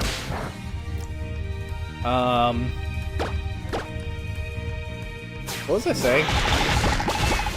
I'll come back with Cut. I feel like I was saying... Oh yeah, I hunted all the Pumpkaboo forms once, but that was the only time I ever really thought about them. And I don't know. And that was in a different game. Sand Slash. Surf this. Goodbye. Yeah, very Ace Trainer-like performance there. How could I lose to you? You're not even an Ace Trainer, just an ordinary trainer. In terms of actual practicality, wouldn't you say that we Pokemon Rangers are actually superior to Ace Trainers? I don't really know what you guys do. You seem to hang out in piles of leaves all day. I was looking for any way that earlier text might not be an error, but I don't see it. I think it just is. Come on. This is someone who's going to try to ambush me. Let us begin our battle. Through it, you will learn all there is to know about... Sorry. Through it, I will learn all there is to know about you. Mwahaha! Alright. There's another Pumpkaboo. This one looks... maybe about the same size as mine. I'm not going to switch and find out. I'm just going to Night Slash this. Looks like a 2-hit KO. I believe that Trick or Treat will make my Marsh weak to Ghost, but I think I'm still pretty safe to Night Slash here, and it doesn't even go for a Shadow Sneak. So, goodbye. Trick or Treat is kind of a weird, interesting move that I don't think ever gets much play. I think it has gotten play in some competitive formats as like a gimmick with some utility, but yeah, that and Forest's Curse, which gives the Grass type from Phantom and Trevenant, are moves that I've never thought much about, but are definitely kind of oddball, interesting ones. All that for nothing. There'll be something through here. Trainer, item, maybe both. Got fungus everywhere out here.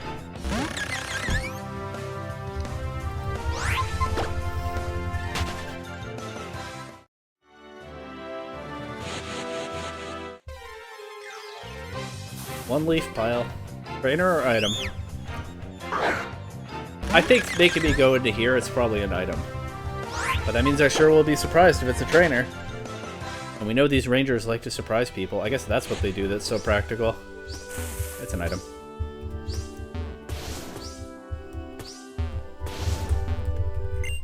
Max Potion. That's actually good to have. That's worth it.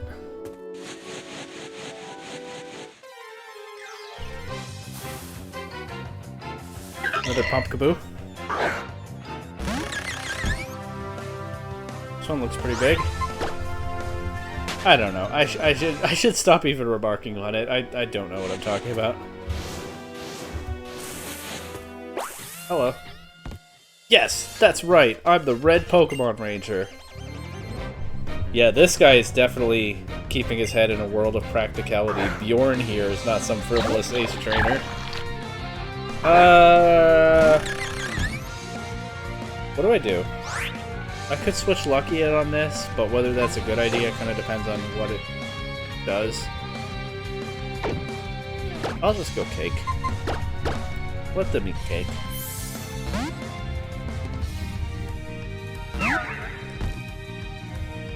Oh, Rain Dance. Okay, Lucky would have been pretty safe, I guess.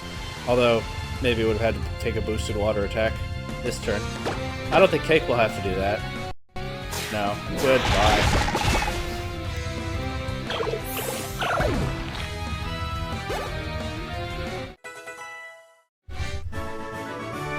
Marsh Growth level 39. Doesn't evolve. I sure hope it's soon, like I've been saying. Who we got here? Allow me to honor you and your Pokemon with a battle. Don't you think Pokemon are just gorgeous when they're showing off their moves? Okay, not as weird as the last mysterious sisters I fought.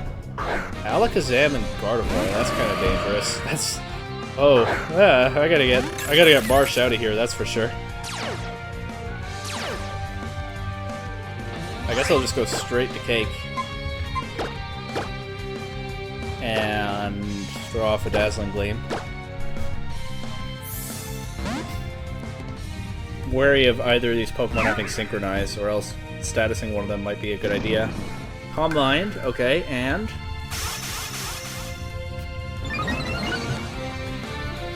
Psycho Cut, that's fine. That's an interesting animation with Alakazam kind of throwing its spoons up there, but I was worried about something much scarier than a Psycho Cut from an Alakazam here. Recover is also fine. I guess they balanced this by making it bad. That does seem to be how Game Freak tends to do things, like Regigigas and Slacking. Anyway, did you see a Gardevoir? Was there a Gardevoir here? I'm not sure I saw one.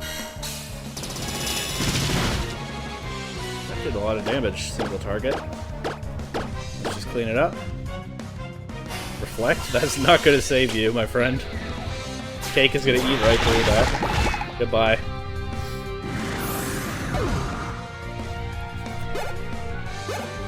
They're big, scary psychic types. Couldn't handle my little round fairy types. Just not reasonable to ask of them, which is good when the psychic gym is coming up. I skipped right past Lucky's stats. I didn't see which attacking stat is higher. Actually, what I could do is delete Dazzling Gleam for Play Rough and then just teach it Dazzling Gleam again if I want. I think I probably do want to keep Dazzling Gleam. I think that Lucky's attack stats are probably about even, and Dazzling Gleam is spread attack and can't miss, so I do prefer that to Play Rough in a vacuum. But yeah, I can just use TM again. And in fact, Lucky's special attack is higher. Just a little bit higher than her attack. So let's grab that Dazzling Gleam TM. The magic here of reusable TMs. You love to see it. Don't know why they ever went away from that in more recent games. I think I might have even just restored Dazzling Gleam's PP by doing that. It was at 3. Then I got Play Rough with 10.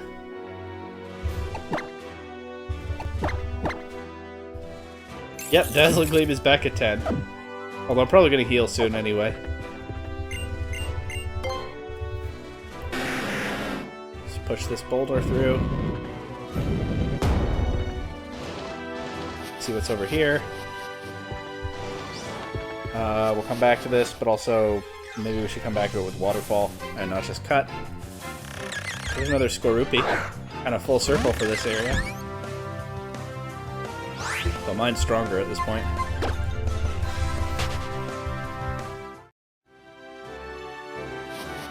And here is a Fairy Tale Girl. Hopefully good training for my Skorupi. Guess what? Guess what? My mommy made this dress for me. Wow, least creepy fairy tale girl. Unless there's a reveal in her post-battle dialogue. Anyway, we're not going to have Marsh battle this. Unfortunately. We're going to swap to... kind of running low on switches here. So I'll just go to Cake, I guess. When in doubt.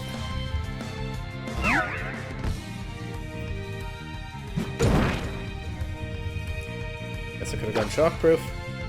It's fine. Thunderbolt this.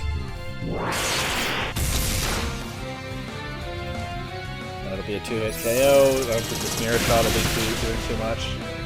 Doesn't get the accuracy drop. Torment? Oh, I didn't think of that.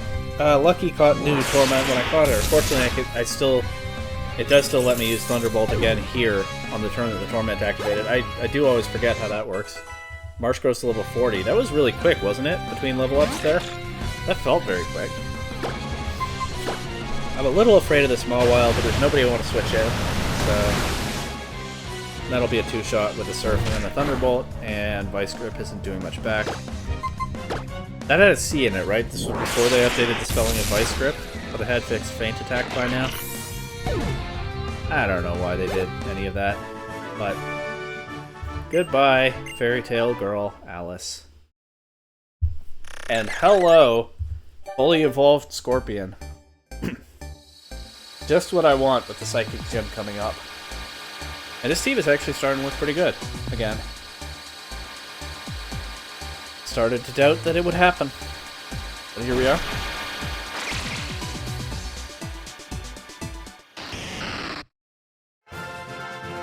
Now I have a Dark type instead of a Bug type, which is a significant improvement. Especially when it's paired with Poison to minimize weaknesses. What are you trying to learn? Oh, nothing. I just needed to press A. Okay. Wait, is there some lore to this girl? Mommy wears the same type of dress as this. Daddy always pokes fun at her. Okay, guess not. Gonna really quickly duck into the nearest city to heal up before I fight some fishermen. And you wouldn't believe it. We're back in Lumiose City. Surprise appearance for the big central city of the Kalos region in this episode as I've looped around here. But we're not going to linger, we're just going to duck into the Pokemon Center. Good evening.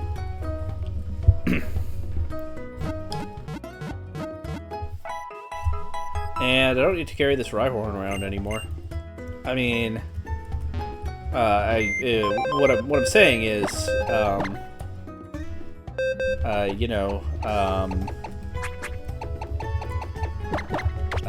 what Rhyhorn? I haven't been carrying any Rhyhorn around. Certainly not a dead one. No dead Rhyhorn here. Check my party. I don't see one. Anyway, grab my cut user. We can double back. Oh,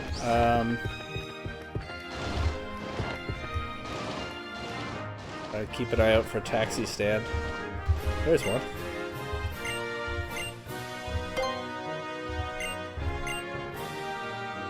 Let's do it. I want to just rollerblade all the way over to that gate. I mean, that's fine, but it's not riding a goat. So it's not really fine at all, is it? Good 16 gate stop. Yep, here we go. That was all I needed. Thank you. Go, go, go.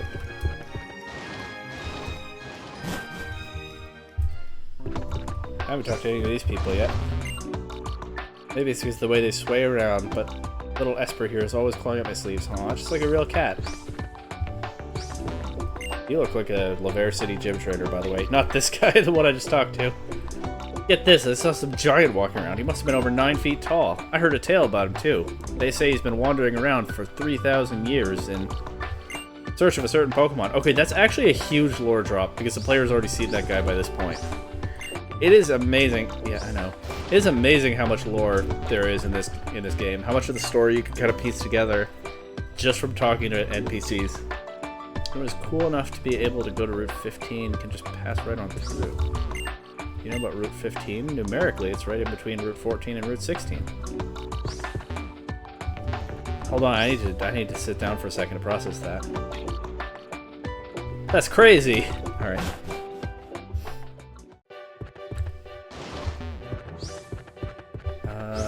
Yeah, we'll fight some fishermen up here. That's what I thought. I lost the biggest catch of my life. You show up. An even bigger catch, I'd say. Oh, hey, calm down.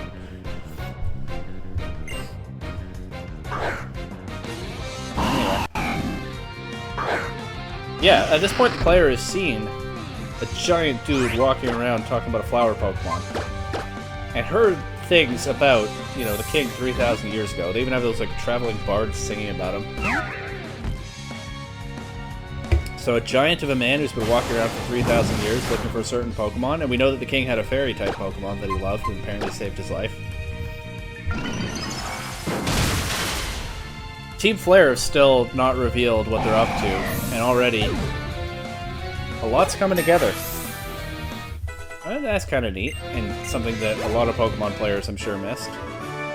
I feel like I do go around talking to NPCs when I play through a game the first time, but I feel like I must have missed it too. I'm sure that I didn't know all of that at this point in my first playthrough. Whoa-ho! That's, yeah, actually a good way to sum it up. Whoa-ho! Things are going down in this region. A Poliwhirl. That's a cool Pokemon to train. Too bad I never encountered one, right? I actually got a Poison Fang it for the poison chance. I panned over to Night Slash there, but I'm going to Poison Fang for the poison chance in case it uses Hypnosis. Oh, it goes right for Belly Drum. Well, this still works then. Goodbye. Oh, it survived! But it won't survive this.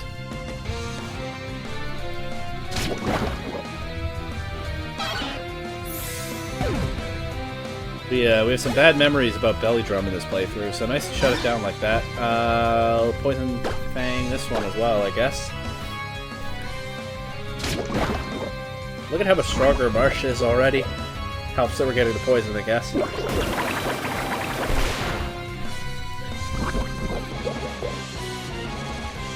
Now we'll swap to Night Slash. Might even KO. Yep, gone.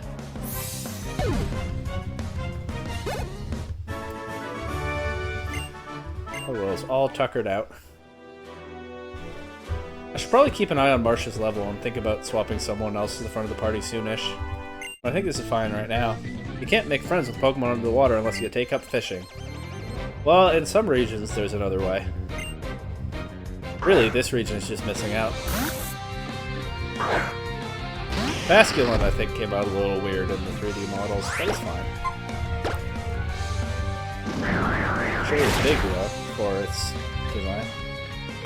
What it do? Soak. That's alright. Just finish it off with another Night Slash. Soak is a move that obviously it works differently from Trick or Treat and Forest Curse. That's another weird type changing move that of course has gotten some competitive play here and there.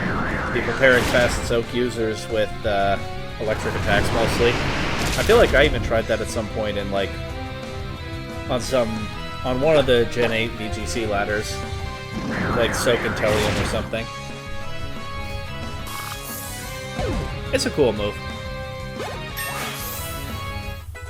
For sure. Very unique in how it works. Anyway, yeah, Marsh is starting to clean things up here, which is good. Might swap Lucky to the front of the party soon. There's a Dive Ball. Maybe when I get to the Frost Cavern. So I feel like Lucky will be good into some of the Pokemon there. Or like soon after I enter the Frost Cavern. More fishermen, but they won't fight. These ones won't fight. Hey, that's rude. I'm trying to talk to you. Hey there, traveling trainer. You look like someone who'd be interested in going fishing to find some underwater Pokemon. I just so happen to have a spare rod right here. What do you say? Is this the super rod? I didn't remember that this is where you get the super rod. That's cool. Maybe I'll get another encounter in the city or something. And Super Rod coming right at ya. Ever heard of consecutive fishing? It's when you successfully reel in a Pokemon multiple times in a row. It just so happens that I'm a consecutive fishing pro. They call me the General.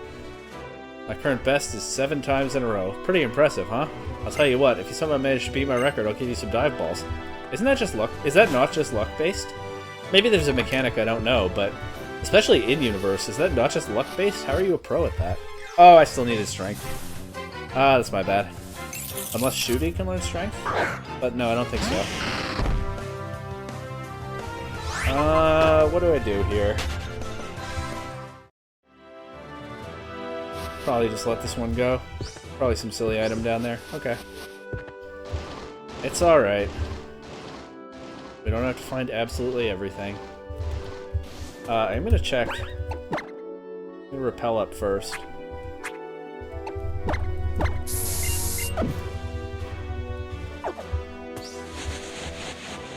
See if there's anything over here. There isn't.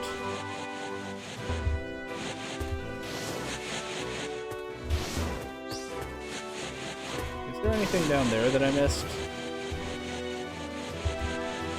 I don't have waterfall, of course.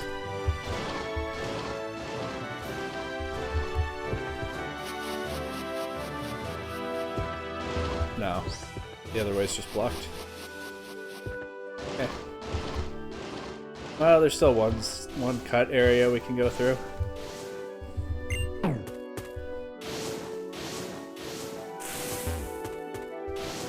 I guess I'll just keep Shooty on the team for now.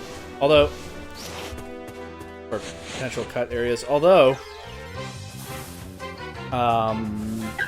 should be getting a new encounter very soon. And that could bring us to a full team of 6.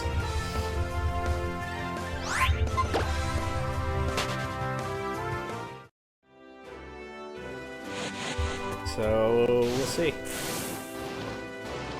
There is another cut tree somewhere, isn't there? Oh, over here.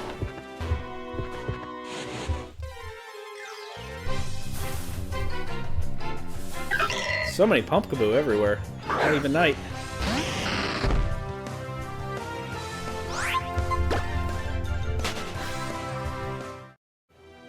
I named my Pumpkaboo Midnight because I heard they're... God, I heard they're active at night. Anyway. What's through here? I'm gonna use a repel. I'm tired of these pumpkins.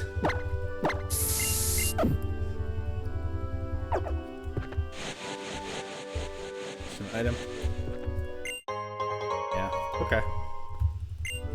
Now we can properly check out Dondemille Town. We've done everything I care to do up to that.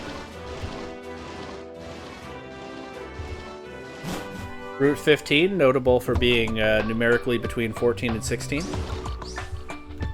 And we're already in the gate. Let's see if this gate attendant points out what's so special about the route. Nope, she just tells me to keep on trucking, which, you know what, is kind of better than what they usually say. I appreciate the encouragement. What's nice about windmills is they can be moved by a breeze and in a pinch by people or Pokemon. I hear your future is secure if you join Team Flare. This guy does kind of have the weird pale look of a Team Flare member, so maybe he will. Alright, we'll duck down here one more time, but this time we're going to talk to the people in the Pokemon Center after healing up.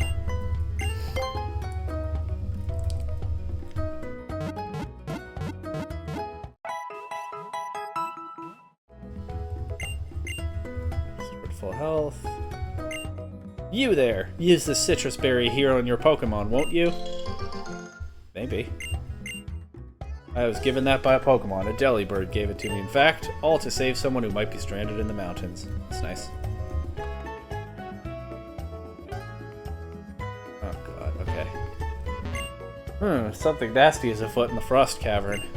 It could be true, right? What? Are you, like, you heard a rumor that something nasty is afoot? Yeah, why not? Nasty things are afoot sometimes. Moo milk is just 500 a bottle. I'll take a dozen. Did talk about stocking up on healing items. It wasn't like nice supply of milk. Something about the word lost always piques my interest. Is that a comment on the Lost Motel? You are a rollerblader. I don't know. This water is too far down to get an encounter, I think, but we'll see. Why, hello, X. Professor Sycamore. What did someone say about him earlier in this episode? This weird romantic professor? Whatever. There he is. How's your journey going? You see, when I was younger, I visited many different regions as well. What do you mean as well? I haven't done that. I guess I'm new to Kalos. The player character is. I guess that is part of the background, but I'm not on an Ash Ketchum journey here. I don't know what you mean by as well.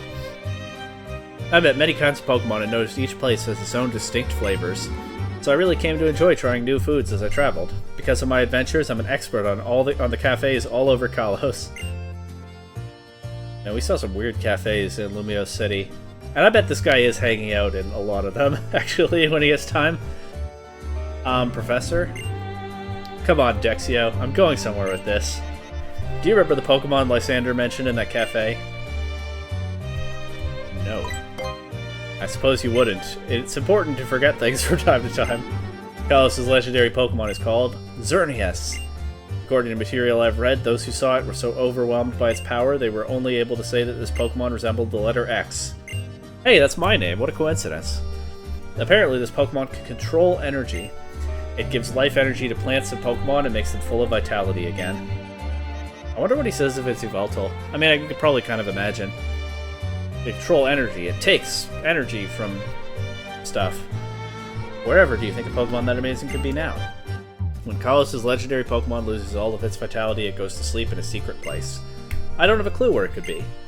The writings that mention it are also around 1,000 years old, so they aren't much help. It would be absolutely astounding if you found it, X. Maybe I'll look into the legend a little bit. If I find something, I'll let you know. Ha ha ha!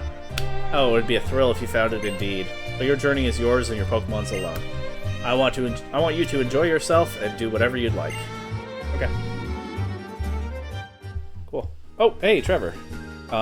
Is the professor gone already? I was hoping to have him have a look at my Pokedex in person. Oh well.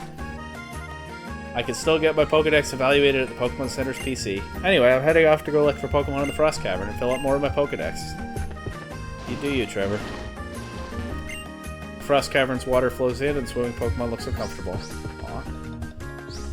A big root. Just gonna kind of trample this little planting area. When I'm working in the fields and plowing the soil, I feel like part of nature.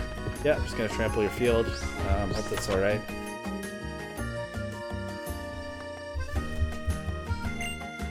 Pokemon are amazing. They learn and forget moves immediately.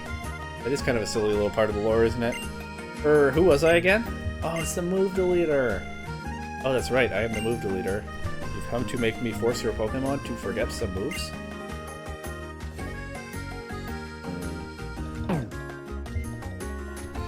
I have an idea. Everybody calls me Madam Reminder. I know every move that Pokemon learn when they're leveling up, and I can make Pokemon remember those moves. Okay, despite what I said, I'm having trouble letting that strength thing go. So what if I teach strength to Marsh over Hone Claws? And then I can use the Hone Claws TM whenever I want to bring it back. Now that I've found the move deleter to get rid of strength. Let's just do it.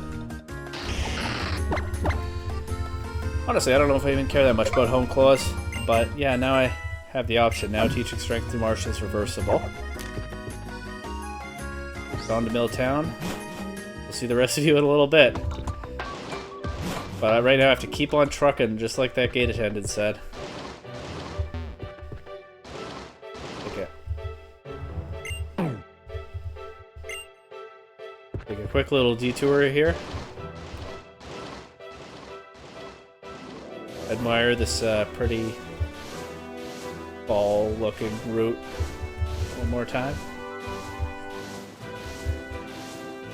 Take it in while we're here.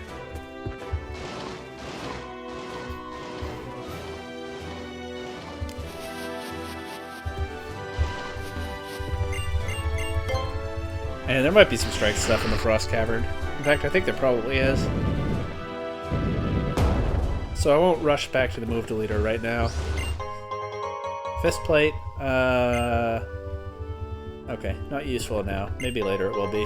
Hidden rare candy too. A couple of interesting items packed close together there. Alright. Now we're properly done with fall and we can move on to winter.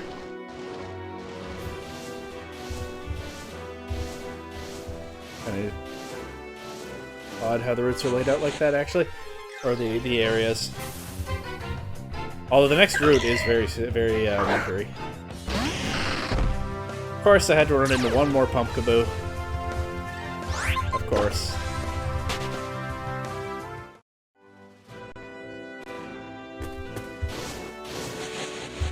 That was super clumsy of me, but no Pumpkaboo in that grass.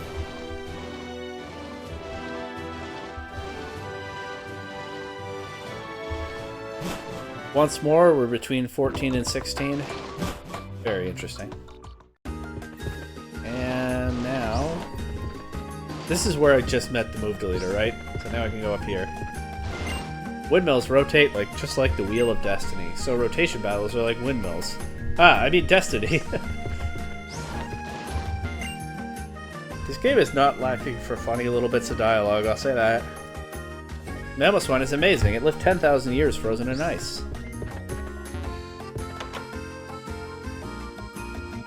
Pokemon games usually do have these funny little bits of dialogue if you pay attention to them. So bad guys are all like, we'll take over the world. But I think it would be really hard to look after everybody. Well, you might be a little young for this lesson, but not all bad guys are too bothered about that. Some of them have a very particular way that they want to take care of everybody that is not so difficult if everything goes right for them. Hoo-ha! You have a Pokedex. How many of the Pokemon have you found in the Mountain Kalos Pokedex? Hoo-ha! You found 34? If you find 70 more, I'll give you something sure to delight. I'm not going to remember to do this. I'm sorry, I'm not coming back to this guy. Never say never, I guess, but I'll be surprised if I go back to that guy. No one will believe that I saw a huge Gourgeist. I believe you. When things look alike, I try to find differences between them. When things look different, I try to find similarities. It's a lot of fun. For example, how many similarities do you think Tynamo and Mothim share with each other? I don't know, they both have eyes. Some people like big Pokemon, some people like them smaller. Size really comes down to personal preference. Okay. And very snowy on the other side of the river there. Look at that windmill.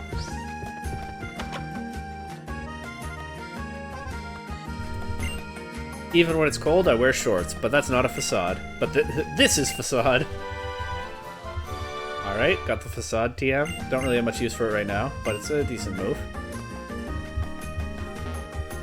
Funny way to tie it into the shorts thing. One of the ways Pokemon trainers make Pokemon strong is to use TMs. I know it's a bit sudden, but tell me, do you have the TM for Roost? I don't know, do I? Nope.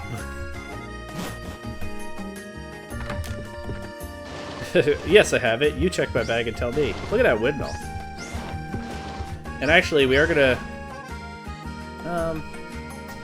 admire this windmill for a bit, because I'm gonna pause the recording, take a quick break. I will resume it shortly, but this is a nice spot to pause, I think. So, hey, from your perspective, be right back. Right now. Break's done. Look at this scenic windmill. Okay, onward.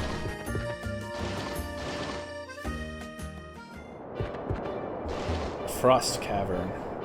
Okay, interesting. So I can get an encounter in the cavern, or I can get one out here. I think in the cavern is what I want. It's so cold. You there, you came at just the right time. Let's warm our bodies with some vigorous Pokemon battling. I guess if you get really into it, make a big gestures, and call your Pokemon on. That's fair enough. Good hailing. I'm just gonna swap to Cake on this ground type. Hey, I have a bunch of ground weaknesses on my team now, don't I?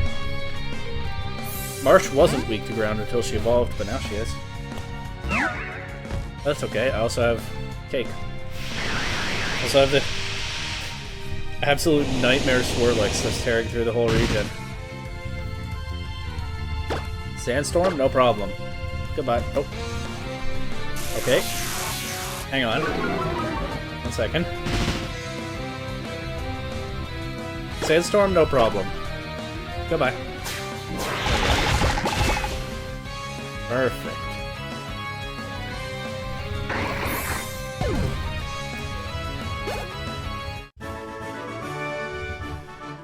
Is this cold I feel coming from the snow and ice around me, or from the shame of my defeat? Aw, poor guy. I don't think I warmed him up much at all. I'll be okay, I've got my Pokemon with me, we can cuddle up to keep each other warm. I don't know that a Vibrava... I think you should keep a Vibrava in its Pokeball in this climate. But what do I know? Yeah, I'll try to get an encounter inside the cave. Don't care about that Sky Trainer. Hello, Mamoswine. Is something wrong in the Frost Cavern, Mamoswine? Swy. Are you headed to the Frost Cavern, Trainer? This Mamoswine here usually can't get enough of giving people rides on Route 17, but these days he seems to be too worried about something in the Frost Cavern to give rides. These days? Team Flare is causing trouble in there, I know this. How long have they been at it? I guess if they're gathering lots of Pokemon, that could take multiple days. Mamoswine is a Pokemon that loves cold climates, so maybe it has sensed something amiss in the Frost Cavern. Thanks, Trevor. And you are? My name is Trevor. I'm researching the distribution of Pokemon in the Kalos region at Professor Sycamore's request. I see, so that's why you're walking to clear out the Frost Cavern, then. Mamoswine seems concerned about something over there, so be careful. I will, thank you. What are you going to do, Big X? I'm going to prepare for my expedition. I think this is just another Sky Trainer.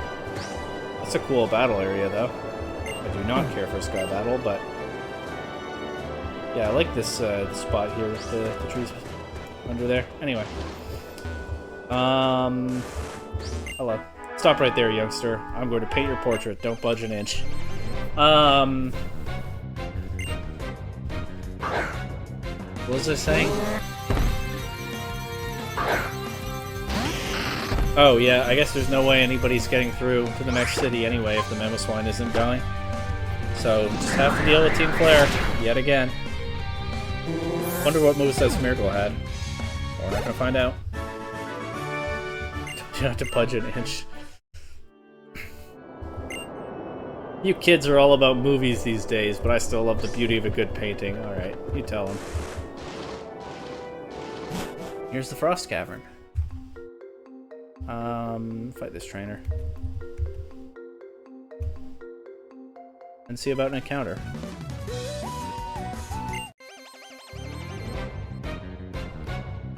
Ace Trainer Cordelia with her Doublade. This is another NPC I remember for some reason.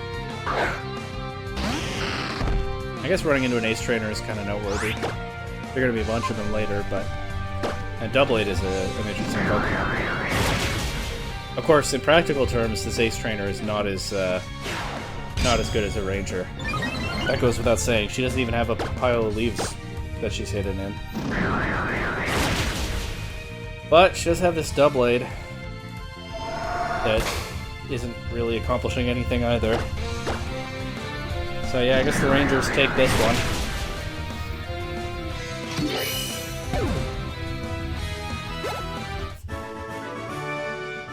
Oh, that was close. Just a little bit more and I would have won. Alright, Marsh is still the lowest level Pokemon on my team. A couple levels. I'll keep her in front for now.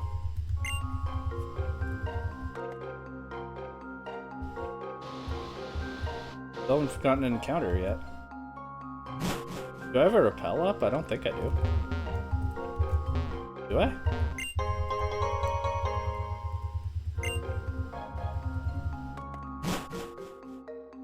Especially want to battle the next trainer before an encounter, so let's go back over here. Do I have a Repel up? Or are there just no wild Pokemon in this room? Alright, we'll move on. It's gotta be one or the other at this point. Rain or snow, it matters not. An Ace Trainer is always elegant in whatever he does. That's what it means to be an ace. If you say so, Neil.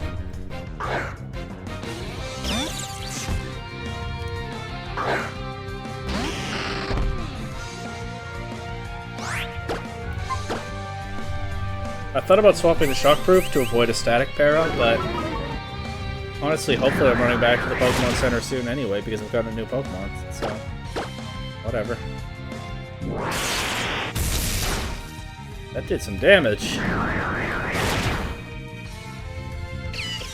But not enough. We will not stay in on this, though. Once again, it is no longer poison types that are trouble for my team, but it kind of is ground types. So we'll just go straight to Cake for this.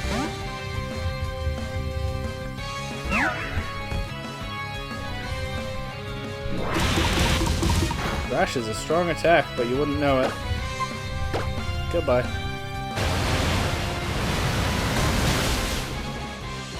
Oh, almost goodbye.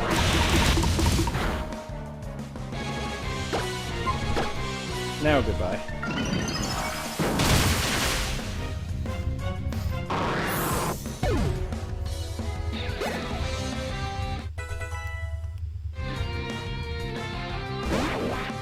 And we'll just Thunderbolt this Golduck. That's fine.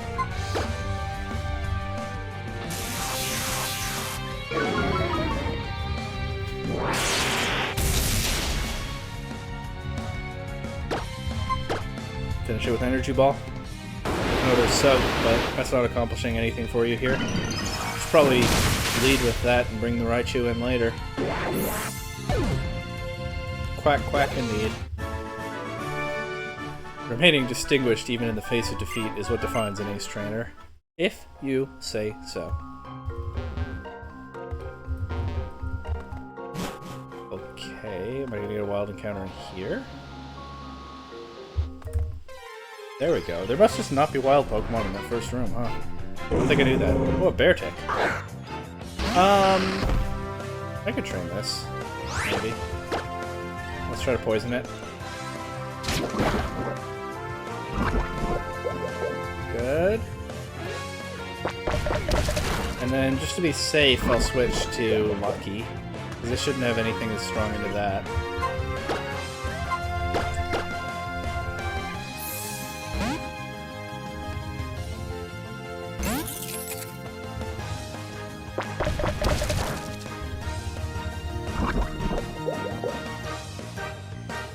Okay, and it's Great Ball time.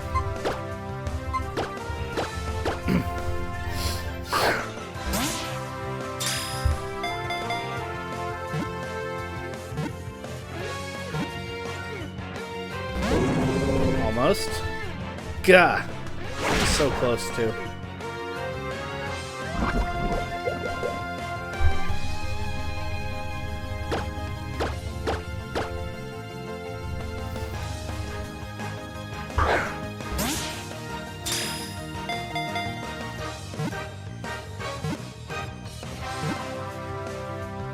Got it. Now, this is a Pokemon I never thought about going into this run.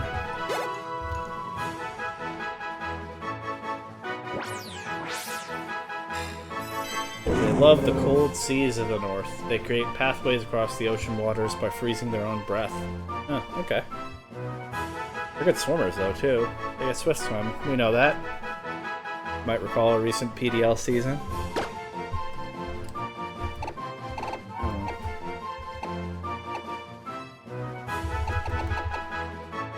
In fact, this is a female Beartick.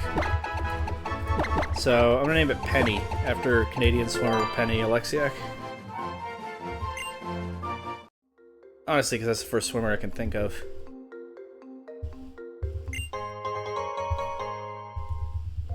Maybe this Beartick loves Swift Swim. We'll find out. I will go get her from the PC.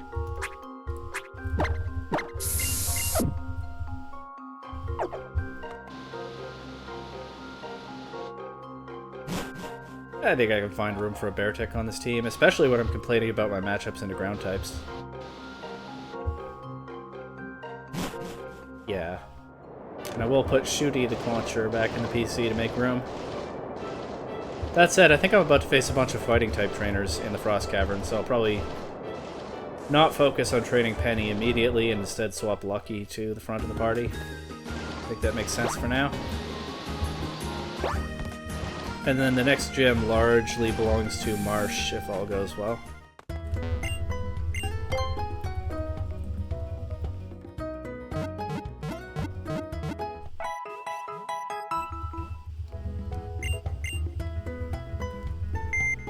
Okay. There she is. Swagger slash fail icicle flail. Not fail. She doesn't have a move called fail. Swagger slash flail, which might as well be called fail, and icicle crash. Timid nature, snow cloak. Not ideal, but yeah, we'll train her. But we won't focus on her right now. Let's do the TM check.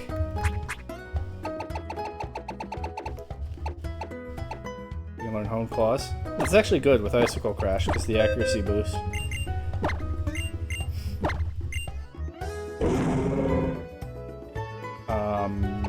Get rid of fail.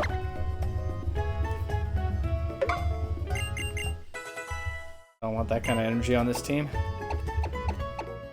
I'm going Rock Smash. She going Shadow Claw.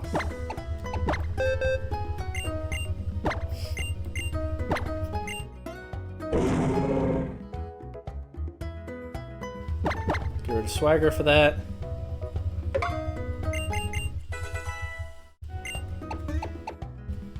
Rock Tomb, Aerial Ace, Power Up Punch.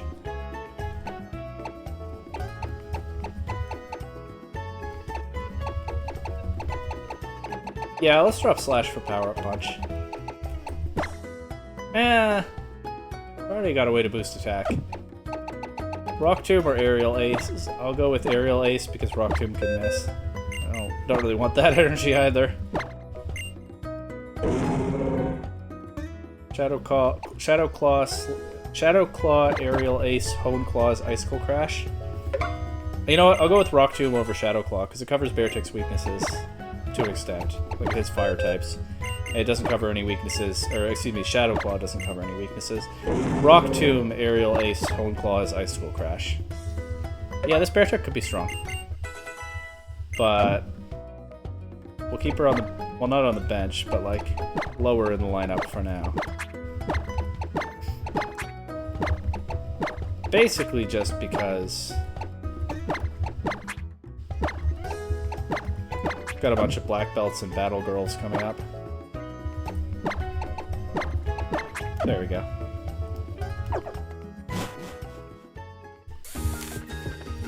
Back out we go.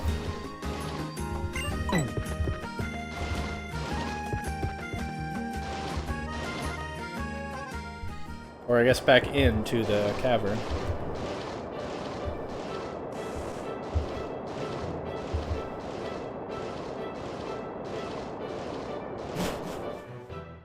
And apparently there are no wild Pokemon in this room, so I'll just throw down the Repel in the next room, I guess. Never knew that. But it must be the case, right? There's no way. I took so many steps in there and I never got an encounter. Anyway, got the Repel up now. And slide around with this ice. Already got this item. Okay. How do I get down there? Oh, that's the way I came in. Never mind. Hello. Both my mother and father were hikers before me. It runs in the family, you see. What makes you think you could take on an elite hiker like me? An elite hiker.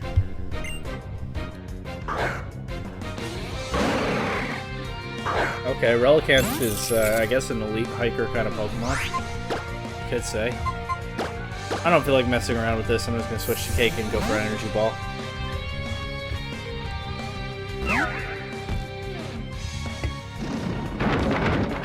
Don't think that Rock Tomb is going to be an issue. Goodbye.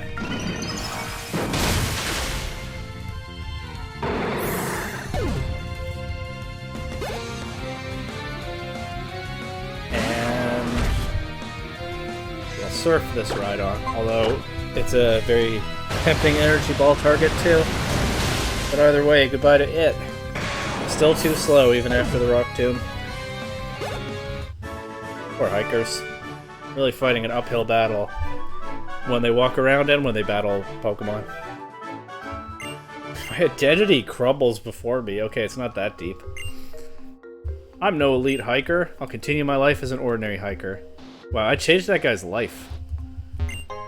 Sometimes you run into an opponent who does that. You never know when it's gonna happen, huh? Well, I guess it was for the best. Alright. Oh, we got one of those psychic fighting team-ups here. People say it doesn't matter if you win or lose, but of course everyone wants to win. Strategy? What strategy? I have trusted our Grumpig and Hariyama, that's all I need. Hey, they declared their Pokemon too. I remembered that one NPC with the snakes, but I didn't remember Owen and Wolf here.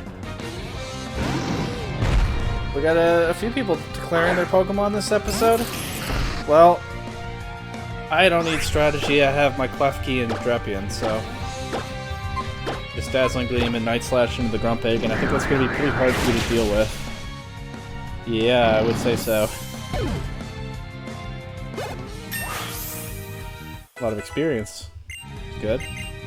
Magic Room. What does it even do? Is that the one that turns off items? Yes, it is. I definitely don't want that. But speaking of obscure moves that are coming up in this playthrough, that's always kind of fun. Single target Dazzling Gleam. Hariyama's a Bulkymon, though. And here, since I know the Dazzling Gleam will finish it off, I'll just set Toxic Spikes. Save PP on Marsh's attacks. Look at Marsh grabbing the ground and throwing off the spikes like that. It definitely means business. Not useful in this battle, but maybe in some later on. Goodbye, Owen and Wolf. You're done. Now we're fighting friends. I may have lost to you all, but I still haven't lost to myself. No, I'm not being a sore loser. Really? No, really? Okay. Maybe I am. I like those guys. There could be a hidden item there. No. What's this? Are you trying to thwart my attempts at love? Eat this karate chop. What are you talking about? Where am I?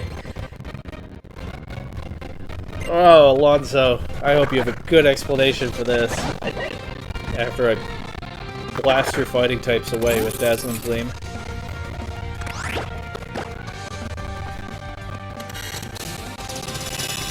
Lucky really has been such a good anchor to stabilize this team. Steel types are just something else. Catching a new Pokemon that was good immediately was huge. Maybe Penny will be able to deliver a similar effect, although it's not going to be the same when my team isn't in... Oh, okay. We'll switch to Cake, I suppose. When my team isn't in such rough shape as it was when I caught Lucky. But also, against all these fighting types, yeah, Penny's going to have to wait. But hopefully she'll be good immediately when she gets her turn. They'd be a good duo to bring against, say, Dresna. But that's thinking way ahead still. Anyway, that throw almost got rid of Lucky, but almost doesn't count for much. The hurdles to finding love are so high. Oh, I can't get enough of that battle girl's warm and beautiful gaze. I must persevere. What does any of that have to do with me? Maybe he, hey, this is the France region. Maybe he, like... He and his battle girl have one of those padlocks on a bridge somewhere, and he saw me with a Klefki and was worried I'd unlock it. That feels like a stretch. Oh, hello. Are you who he was talking about? Yahoo! I finally meet eyes with someone else in this freezing cave. I hope he's not watching this specific battle girl from afar. But I'm not optimistic about that. Maybe he is. Anyway, let's just try to get rid of her fighting types too.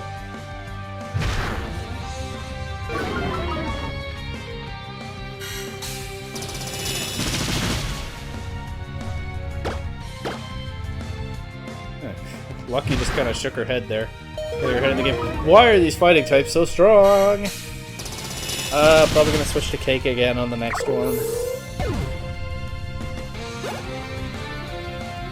Yeah, we're gonna go ahead and switch to Cake. Good thing I have two fairy types, I guess, and one of them is the strongest fairy type in the world, other than maybe Xerneas and that mysterious 3,000-year-old fairy type that I don't know about yet. Top 3 for sure.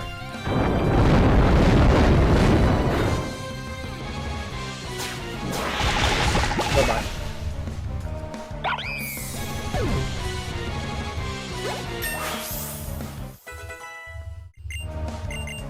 Light screen. No, thank you. Look at Cake still learning new moves at level 58. Always look at your opponent's eyes. Eyes say more than words. If she doesn't make any reference to that black belt back there. Okay, it's hard to stand the cold gaze of the black belt from across the way. I guess it's part of my training. Oh man, that guy is lucky some more milk here. Bouncing back like Luffy with the milk. Anyway, that black belt is not in for a good time. He's not coming across the way he wants to. Poor guy. Okay, let's head down here. That's the Glaceon evolving spot. And there's an icy rock. Frost Cavern for all your ice type needs, huh? Just packed a lot of ice stuff into here. Of course, there's also the next route. Once that becomes accessible. For that, we need to make Mamoswine happy. Which, of course, I want to do anyway. So, I think I could skip this ice puzzle. Oh, maybe not. Don't really want to anyway.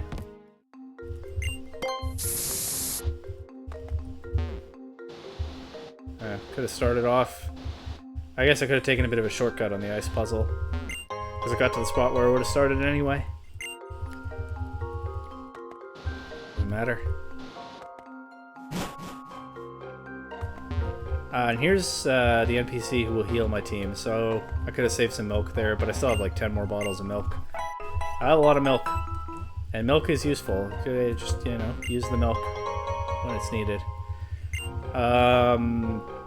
This guy has some rock types, and I don't remember which ones. Oh no! This guy's going through some things. I'm surprised he can battle right now. Yeah, I think I'll just... I think these might have Sturdy. I think I vaguely remember that. I don't really want Lucky taking more ground attacks. I think I'll just swap to Cake right away. It's fine. Lucky can get experience in other battles.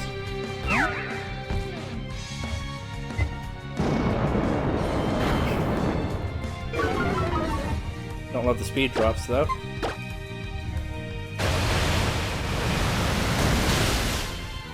Yep, there's Sturdy. I'll swap between... I'll stick with Surf for now because it starts with more PP than Energy Ball. But if PP starts to get a little lower, I'll just swap between them. I think his other two Pokemon probably have Sturdy as well. This is another Graveler, so good chance.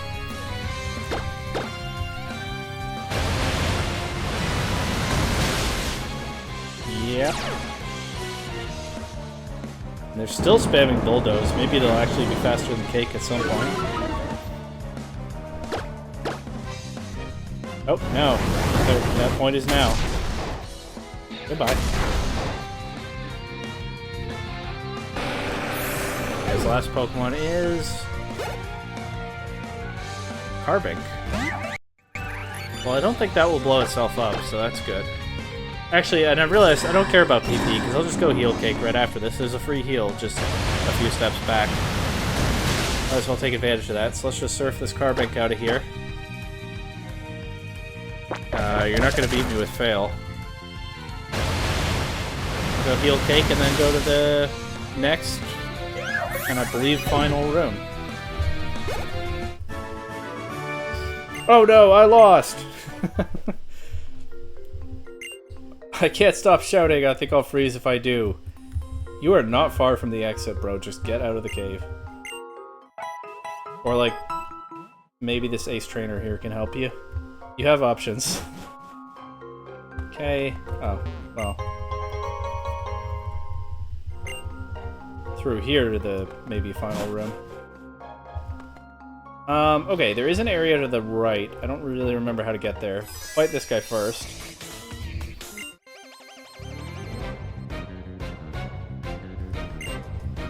I think Lucky should be able to handle this birder.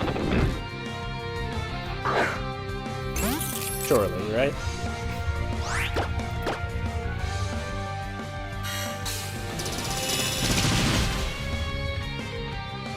I don't want to miss a mirror shot, so I'll just use Dazzling Gleam again. That actually was pretty easy. I guess Sock is just a different... Sock and Throw, both, are just a different kind of fighting type. Even though they debuted, of course, in the same area, same route, same grass in black and white. As Timber. Anyway, I know how to get here and fight this guy, but I think there's somewhere else. Guys, also talking about battling to warm up. Kind of a theme around here. Huh, how do I beat this? Probably with Shockproof. I don't want to just sit here spamming Mirror Shot into it, so I'll switch to Shockproof. Also, is Shockproof starting to fall behind on levels? Yeah, he is. That's good to keep in mind. Good to train the new guys, but don't want to neglect the veterans. Well, can't paralyze an electric type in this game. And that didn't even do very much damage, so... Good effort, but bye. Hope that kept you warm.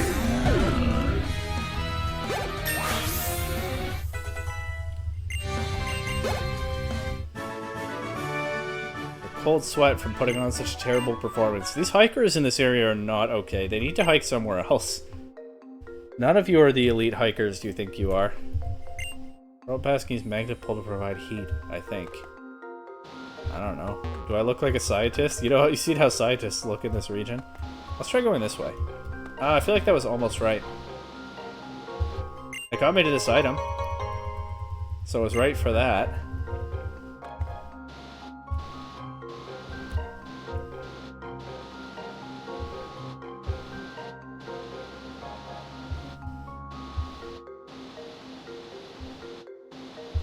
I know I'm going in circles, but...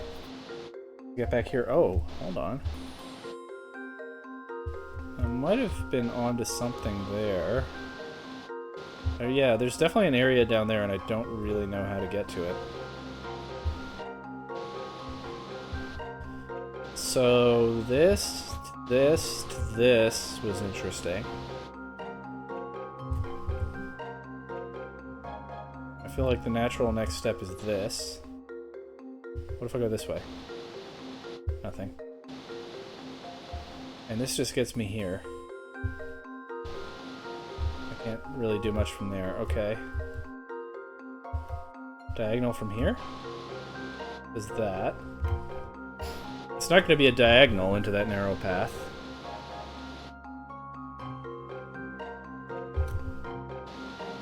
That's not what I meant to do there. Just going across from this gets me here.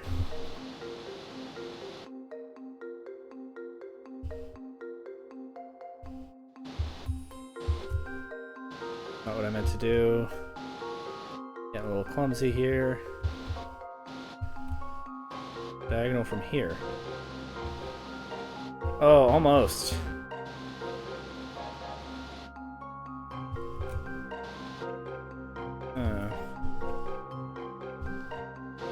This is exactly what I just did.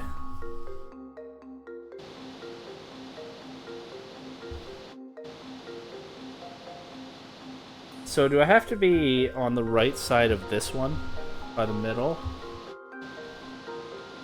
How do I do that? Well, okay, if I go up here... What if I just diagonal from... What if I just diagonal from here? That sends me down there. Okay. What about from here? Oh, that did it. It wasn't the right side, it was the top. That looks like a hidden item, but apparently isn't. This is. And there's a battle girl. Maybe hiding from that black belt downstairs. I probably shouldn't praise my pupil so openly, but her Pokemon have gotten so strong. I'm very proud. Well, why not praise her? She's not that kind of coach. A Medicham. I almost had one of those. And if I had, I could have Mega Evolved it. Oh well. And Mega Evolution is something I've not thought about much in this playthrough, as I just haven't had the personnel for it. By the way, I can see why she's training other battle girls. She just landed a Focus Blast like it was nothing. That's impressive. What do you think about me fighting instead of a Pokemon? Can you use Focus Blast? I'm starting to think maybe you can. Apparently you can use Karate Chop and Rolling Kick. If she told me she could use Focus Blast, I'd believe her. Okay, so that sent me past something. A Zinc, sure.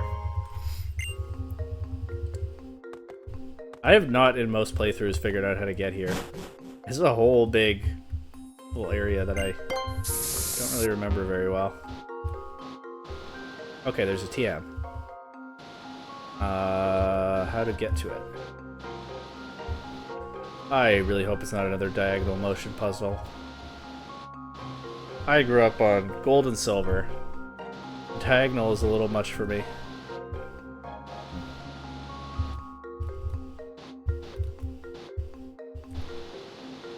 Well, okay, I have to get to the right side of this, right?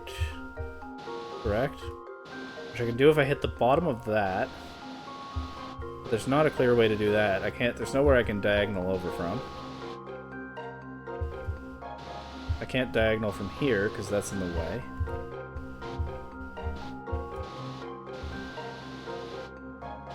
Yeah, I don't know. And I bet this TM is just like hail or something. Not very useful.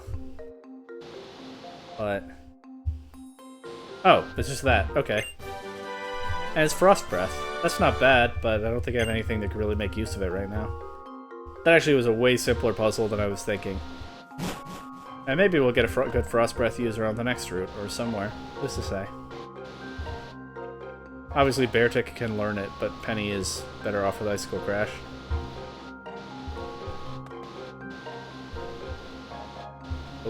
Okay, yeah, let's go ahead and get back onto here. That shouldn't be difficult. Accidentally activated the dowsing machine. It's fine. I'm gonna swap Shockproof to the front to fight the scientist. Here we're gonna see what a scientist looks like. Just casually pointing my dowsing machine at Trevor when we're about to fight Team Flare, as one does. It's really cold in here, isn't it, Big X? Is there something going on up ahead? Yeah, there's a hidden item. See? This Abomasnow is a fine specimen. It's absolutely brimming with energy. The more we agitate it, the stronger its snow warning ability becomes, making the snow fall even more furiously. Let's catch it swiftly and get out of here. No. And remember, it was implied that they were taking Pokemon from here for days. I guess Abomasnow is kind of the crowning jewel of that collection if they can get it. Hey! But not if we have something to say about that. Just gonna point my dowsing machine at Team Flare, by the way. Maybe they have items in their pockets. Hey, you Pokeball thieves! Trevor's a little behind on what they've been up to. He knows that incident. What are you doing here? What does it look like? We're catching Pokemon. Why else would we have grabbed all those Pokeballs? It was all so we could catch powerful Pokemon like this Abomasnow. It's full of potent energy. Energy? Hey, we learned that Xerneas can control energy, right? Professor Sycamore just told us that. You're not the brightest one, are you? Whoever has the most Pokemon and the most energy will come out on top. Lazy people who just wait for things to be handed to them don't get to have these resources. But why is Team Flare amassing Pokemon, energy, and money? Put it another way, why is Team Flare always trying to take everything for itself? Good question. Allow me to spell it out for you. It's so Team Flare and only Team Flare can survive. Okay, Mabel's actually just kind of giving the game away here, even before Lysander reveal. Man, I feel like I paid more attention on my first playthrough than a lot of players, and I still missed a lot. After all, why should we care about saving people who aren't on our side? Anyway, and I think this, by the way, I think this is going to affect my overall opinion of Team Flare, because I felt like there was a big jarring switch from silly grunts to Lysander going all Malthusian genocide stuff. But actually, Mabel is using the transition pretty nicely here, at least when I know what's coming. I guess maybe I'd think differently if I were playing through for the first time right now and I didn't know what's coming, but yeah, I might come out of this... I already kind of like Team Flare. I think that's been pretty obvious, but I might come out of this liking them more. We'll see as we keep going. Anyway, I just kind of stopped in the middle of reading Mabel's line there. Anyway, I don't mind a healthy curiosity, but I'm afraid I just don't have any more time for you. Big X, did they say only Team Flare will survive? These people have a few screws loose. Still just pointing the dowsing machine at whoever I'm facing. You two, hurry up and send these kids packing. Yes, ma'am, right away. Let's go, Team Flare! And I remember this line that's coming up. This is the trademark pose of Team Flare. It's the very definition of fashionable. That's sort of like the one Team Flare grunt line that stuck with me all these years. And it captures a lot of what they're about. Would you say that's a fashionable pose? I don't know. I'm asking. Tell me in the comments if you think that pose is fashionable. Question of the day. Is the trademark pose of Team Flare the very definition of fashion? Yes or no?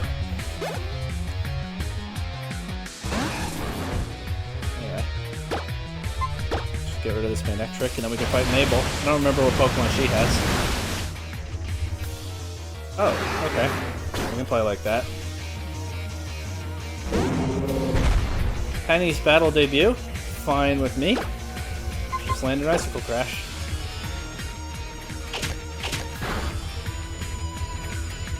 Just land an Icicle Crash. This can punch too. Or Para, full Para. Oh, nope, broke through. Goodbye, main extra. It's like I'm playing the PDL Season 5 all over again.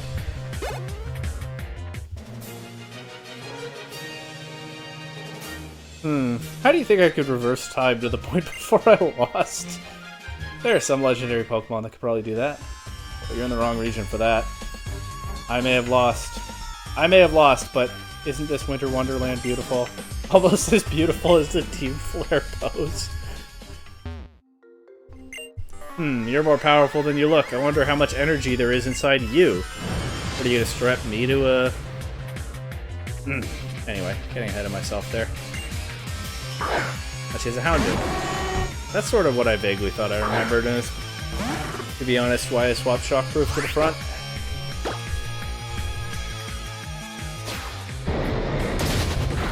That foul play did more damage than I was anticipating by.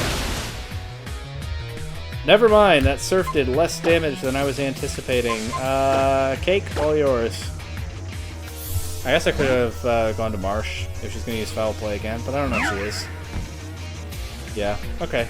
Marsh would have been a safe switch in, resist the foul play, and finish it off with Poison Fang, but what's done is done. You want to see a Pokemon with a lot of energy, Mabel? I've got one for you. But I think it's more than you can handle. Goodbye.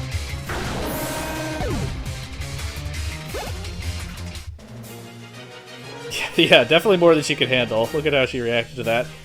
Too strong, not ordinary indeed. Oomph. I have no patience for losing. Let's get out of here. I still got the dowsing machine out.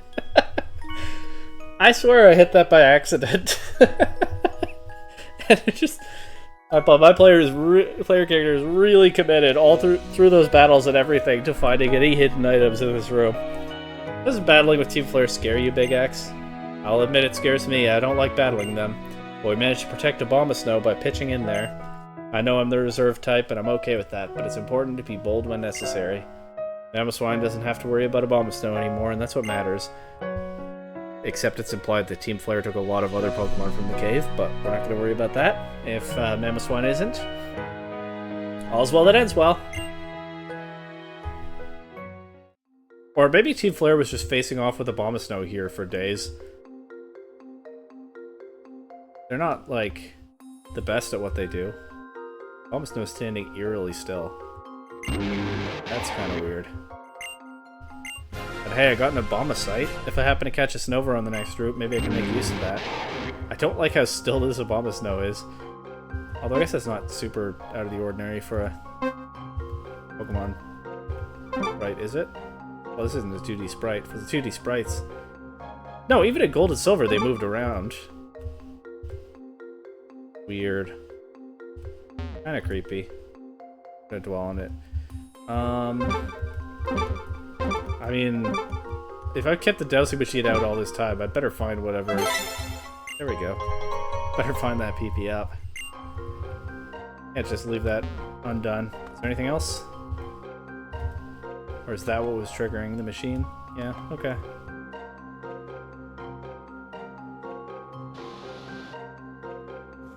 Alright, well, off we go.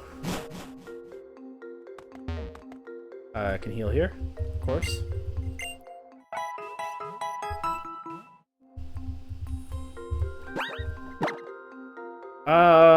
I will put Marsh back in front.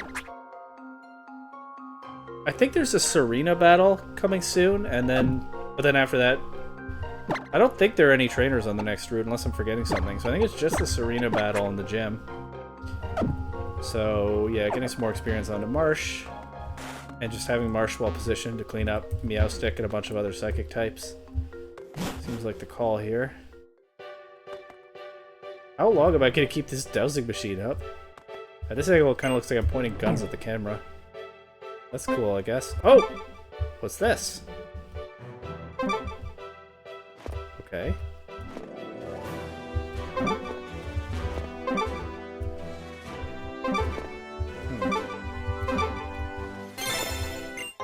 Okay. Might as well find the items as they pop up.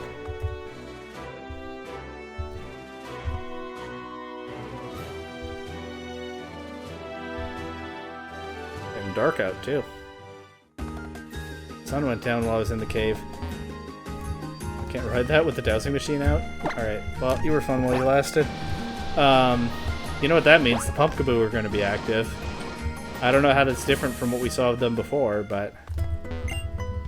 Oh. I forgot I already healed. But, they'll have one more thing to do in this town. Hey, hey, how's it going? Yeah, sure. Tell me about the O powers. Alright, what I get? Accuracy power? Great. Okay, awesome. You can use O powers. Goodbye. Hope I never see that guy again. I'm getting hungry. It's late. I haven't had dinner yet. Well, it's late for dinner, and I haven't had dinner yet. But almost done with the episode. Bust right through with Mamoswine. That's the plan. That's what I'm going to do. Well, I'll get an encounter on this route too. Tomorrow is the only thing that comes to you, even if you don't do anything. Everything else in life has to be fought for, so go out and get what you want. What? Hang on. All of the other gate attendants, almost all of them, are like, this is the gate between Dondemil Town and Route 17. And this one is saying all this. I don't know what your deal is, but I'm out of here. Mamoswine Road. On the back of a Mamoswine, you can smash any rocks in your way. Ahoy there, trainer! Shortly after you headed off the Frost Cavern, Mamoswine came back. Oh, this is the guy who was waiting with Mamoswine out there. Okay. Something happened over there? They were trying to use Abomasnow as some kind of energy source? I wonder if that's the same Abomasnow as the one that our Mamoswine is friends with. See, a few years back, an Abomasnow came into town carrying a Mamoswine. It was all beat up and injured from something. I don't know what Mamoswine weighs, but that seems impressive, carrying one, even if you're an Abomasnow. I wonder if Mamoswine is worried about its pal. Trainer, you should ride on Mamoswine's back to the other side. This deep snow and all the rocks along the path are nothing against Mamoswine's strength. Now I'm just gonna rollerblade through the snow. That is some solid snow. Alright, Mamoswine. You need to break through. Just like they said. But we're gonna stay in this at this end for now because we can get an encounter here. You understand, right, Mamoswine? Getting an encounter. I don't really understand these routing controls even after all this time. I don't know what the difference... what I'm doing differently sometimes that makes Pokemon back up versus turn around. But anyway, counter is... yeah, okay. The Delibird you stepped on attacked. We stepped on it? Alright, let's try to poison it.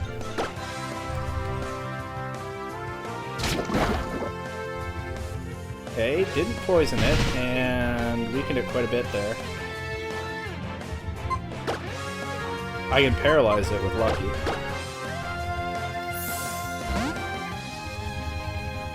Look at that, I guess, sunset battle background. And there's a very breakable chunk of ice in the background, but I don't know how to break it or especially care. Poison or paralyze, I think paralyze is fine. I feel like you probably can catch Snover on this route, and so I'm missing another chance to use Mega Evolution, but hey, these are the rules I signed up for. Try some Great Balls. Oh, hopefully only one Great Ball.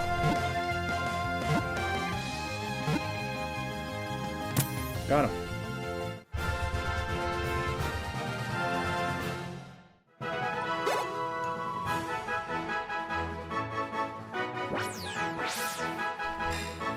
Carries food rolled up in its tail. It has the habit of sharing food with people lost in mountains. I'm not going to overthink this one. I'm just going to name it Santa. Complain if you want.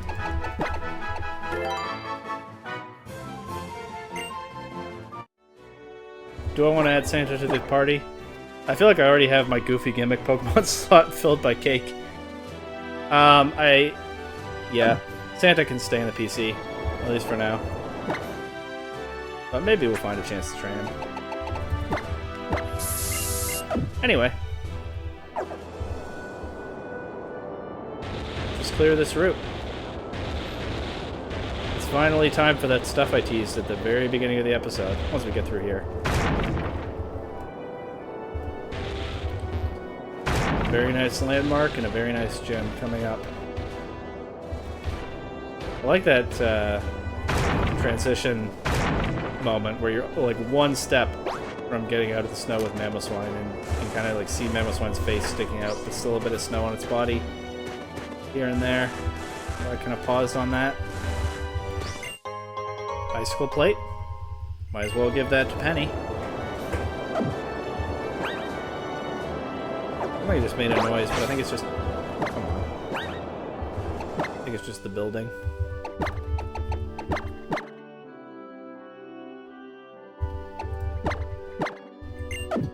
Also, it is hot in my apartment, so there's a real escapism in going through this very snowy area right now. Maybe if I think hard enough, I can imagine myself being cool, temperature-wise. Need to imagine the other way, do I? That's going to be a Sky Trainer. I know that's a Sky Trainer. I'm not just guessing.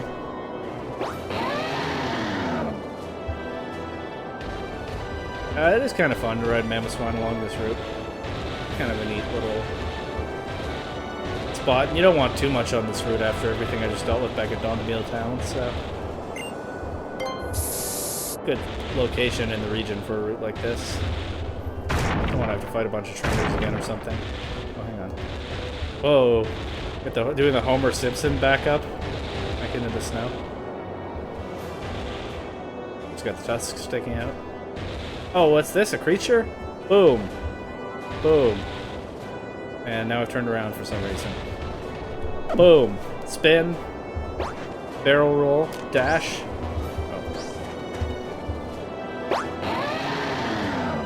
Spin, barrel roll, dash, boom.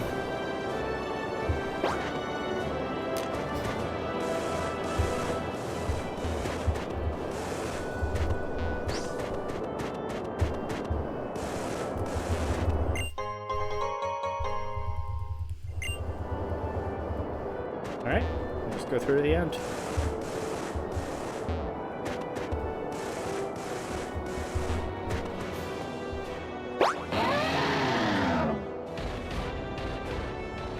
One more Homer Simpson backup there.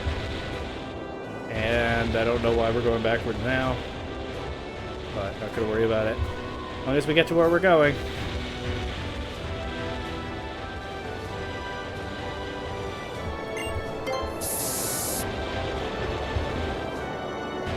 break through these rocks.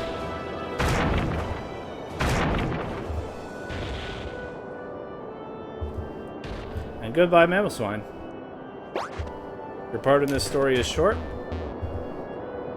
but it's definitely fun. I'm starting to clear up. What's calling me? Serena wants to battle. What else is new? Axe, this time I challenge you to a battle in front of the Anistar City's gym. Prepare yourself. Okay.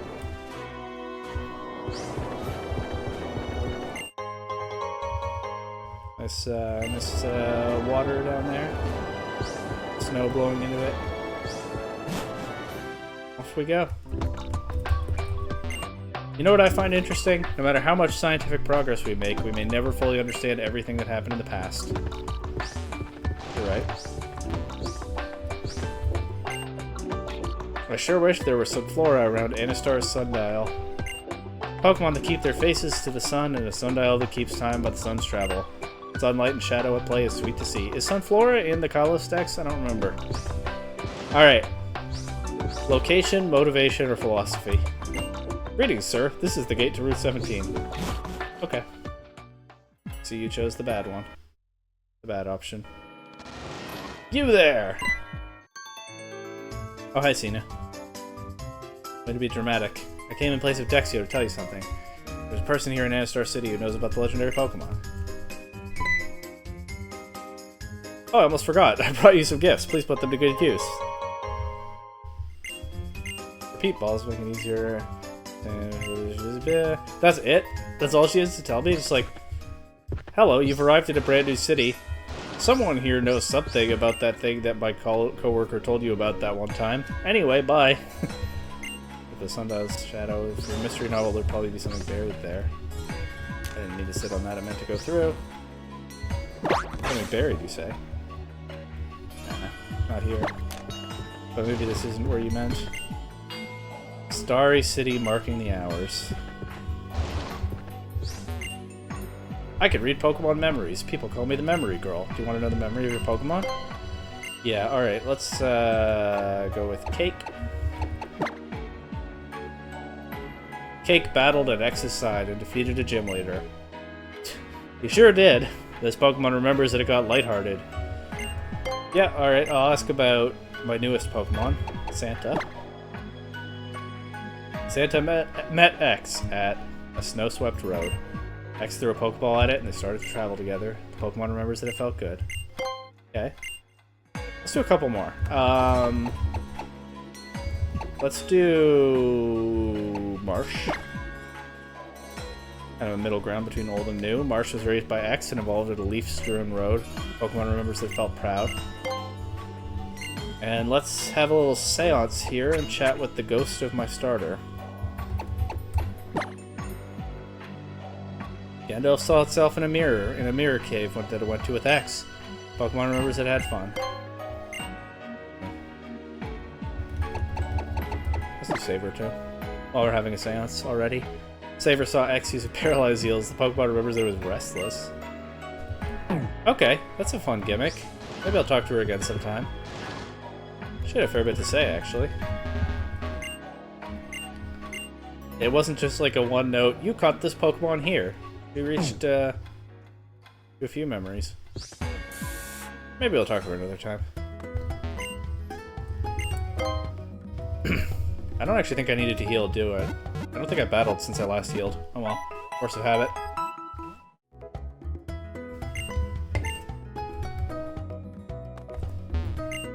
May not be able to share my love with you, but I can share some TMs. Substitute. Okay. Tomorrow I'll give you a different TM. Okay. This guy likes to learn new words. Oh, come back at a different time of day as well. So there's probably one TM for each time of day. I'm gonna buy some Ultra Balls. I'm running low on Great Balls and they're probably not that good anymore. Actually, I'm gonna buy a lot of them. Because there might be a legendary Pokemon in the next episode.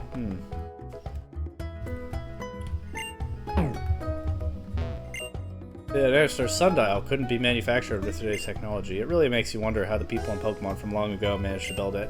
Maybe it was created using the power of a legendary Pokemon? Okay, moving on. Sundial is very mysterious, and I don't think it's ever explained, is it? Hope I still have Pokemon when I grow up, because when I have kids, I want to trade Pokemon with them. Aww.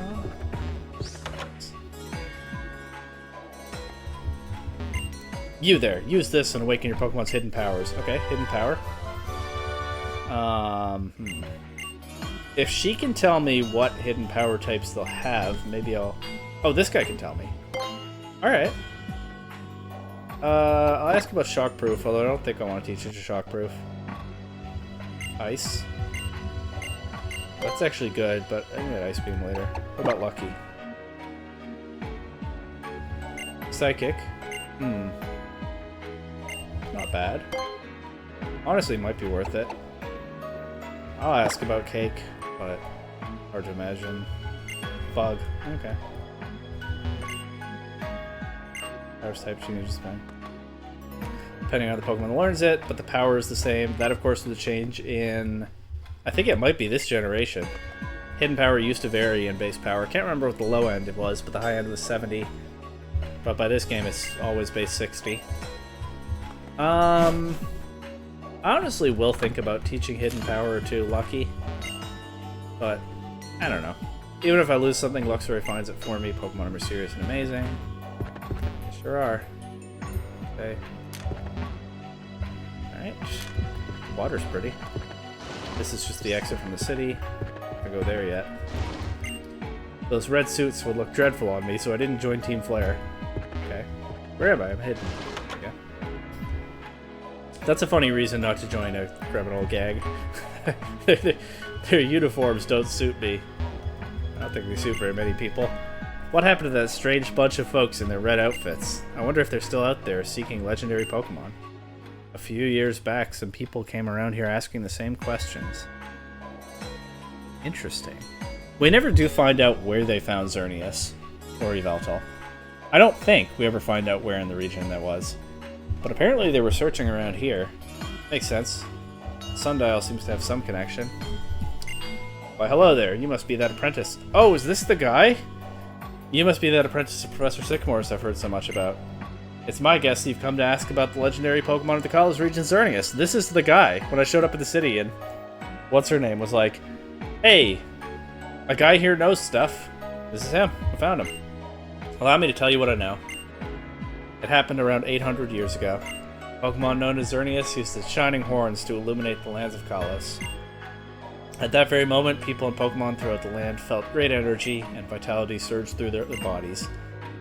At the same time, a vast forest sprung up, with Xerneas at its center. Legend has it that when it nears the end of its 1,000-year lifespan, Xerneas releases all of its remaining energy, sharing it with all living things nearby. Another story I know that talks about the appearance of just such a fortuitous Pokemon. Back 3,000 years ago, the Kalos region was engulfed in a terrible war. So the tale goes, a Pokemon came to the rescue of all the wounded Pokemon that had been caught up in the conflict. Some people suspect the Pokemon that appeared was Xerneas, but there's no way to know. Maybe they just wished a legendary Pokemon had come to the rescue to brighten a tale of woe. Supposedly, after Xerneas released its remaining energy, it transformed into a dried-up tree. It remains in hiding deep within the forest, according to old tales, as they say. Stories and tales. What forest, though? I'm genuinely a little disappointed. I know, obviously, the marketing doesn't match the gameplay, but the trailers and stuff showed Xerneas in this beautiful forest, and then nothing in the region that we see really matches that. Although, of course, there are forests like at the edge of the screen in inaccessible areas. I guess it's not for me to know where they found Xerneas. That guy's story was nice, though. I wonder what he says about Yveltal and why. Maybe I'll look it up. But not yet. We got stuff to do. I just want to give a big merci to a world filled with Pokemon. I like the music in the city, by the way. I feel like I never hear this music really used anywhere. With my wife gone, my life has become very lonely. Would you be so kind as to lend me one of your Pokemon, to keep me company? I hate to be picky, but I'd love to take care of a Pokemon that's level 5 or under.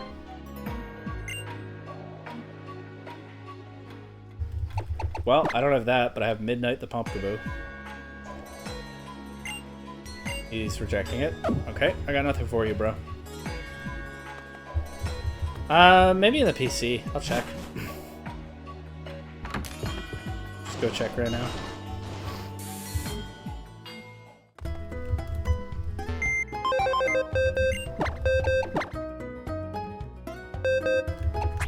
I have this Bulbasaur. Oh, it's level 10. Oops.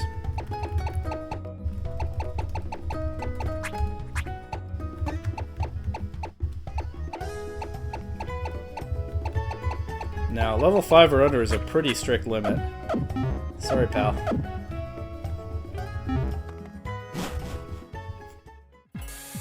Maybe I'll come back sometime with something. Okay, there's the gem. Did you know that there are moon dials too? If you just have Pokemon by your side, you'll be A and K.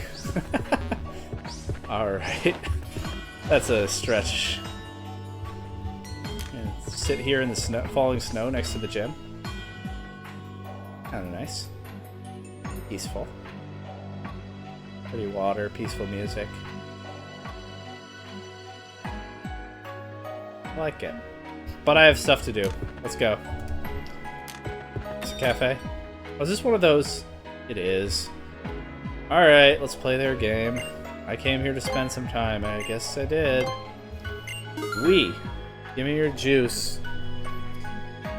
I guess. Been very underwhelmed by these kinds of cafes so far. But let's see.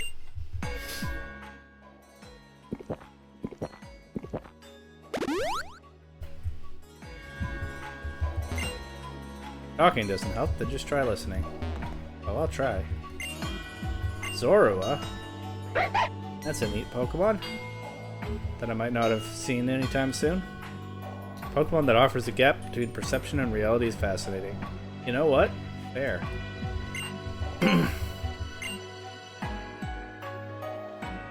Don't mind that I listen to that guy. Alright, let's see the table. Drink some more juice. Maybe someone else will show me a cool Pokemon.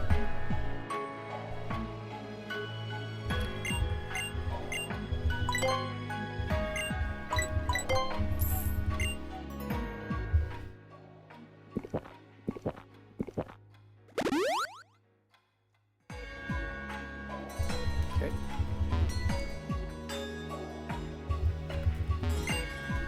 I'm wondering if you know this Excelgor. Well, probably not the specific one. Just looking at it, feel so happy. That's really nice.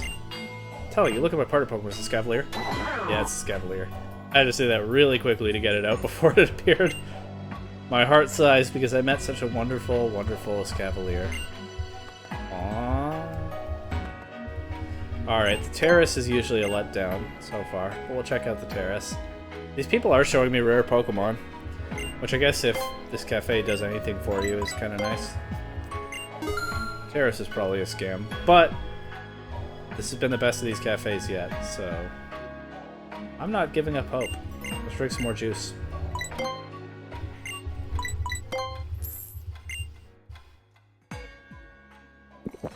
Glug glug. Glug. Potion noise.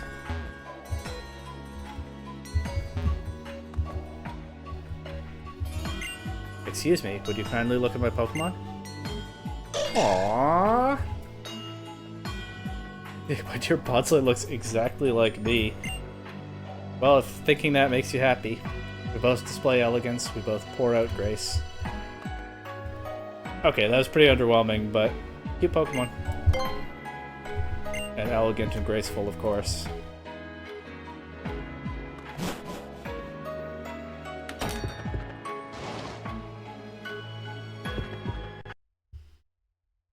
Now, come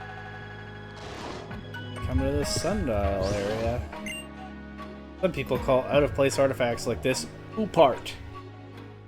Ooh, I've never heard of that. This might have been made with the mysterious power of Pokemon. I probably talked to this NPC on my first playthrough, and I'm still gonna say I've never heard of that. You know about the mysterious object called the Anistar sundial, right? Apparently even the most cutting-edge scientific techniques can't break it. Cool. Oh, you can kind of see the sun setting? It's called Fill the Photo Guy.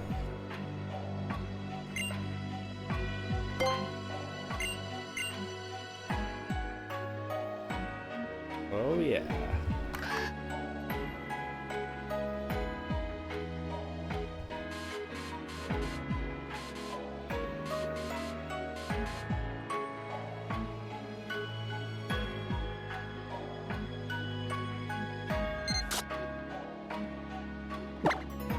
Not a great photo, but hey, we have it.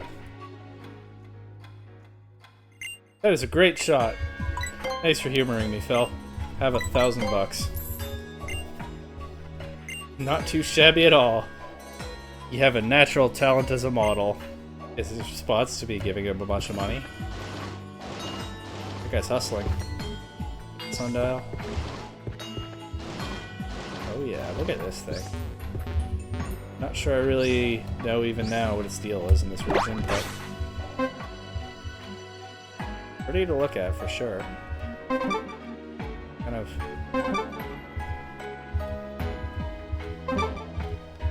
key part of this city's identity. Sunstone. Right next to the sundial. How about that? Thing over here?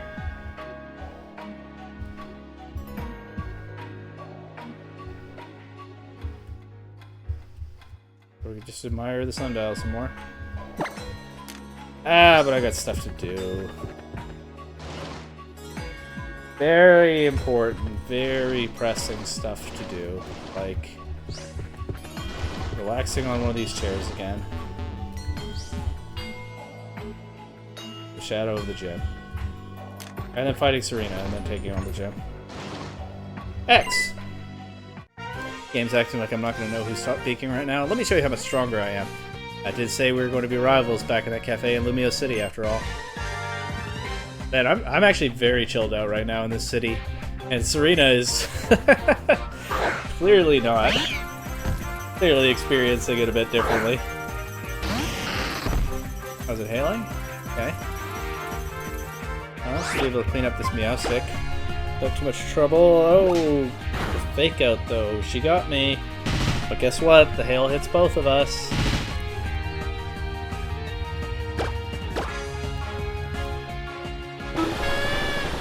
Wow. Disarming voice. Okay, I mean, she's pretty close to being finished off by the hail, so I'm actually going to start setting up toxic spikes here. Why not? I just thought to do that now. Or I might have done it earlier. But, I mean, that disarming voice isn't a great threat. Might as well get some toxic spikes up. I didn't even get a second layer. And then I think the meow stick will go down to the hail same turn. The lighting just changed to the hail stuff? I don't think so. I will, I guess, want to switch Marsh out on her next Pokemon. That's okay. Goodbye, Meowstick. Marsh is still holding up okay. Levels up. Good timing, just before the gym. Scary face, I do not care. Which is good, because I still have strength on this right now. A Flareon. Hope it doesn't have guts. Not gonna have guts, right? I'm gonna switch to Shockproof. Because, I mean, who else into this? Tried to finish my guy off with Quick Attack, but oops, outplayed.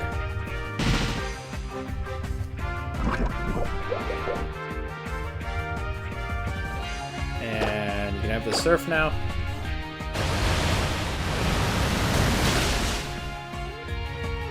Yep, no residual damage to finish it off. Will she get a burn? No, so I still only have a little bit of residual damage to worry about on my end.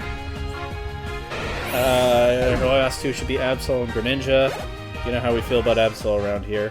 But she's bringing Greninja in first. Interesting choice. Because that is, I think, Thunderbolt food.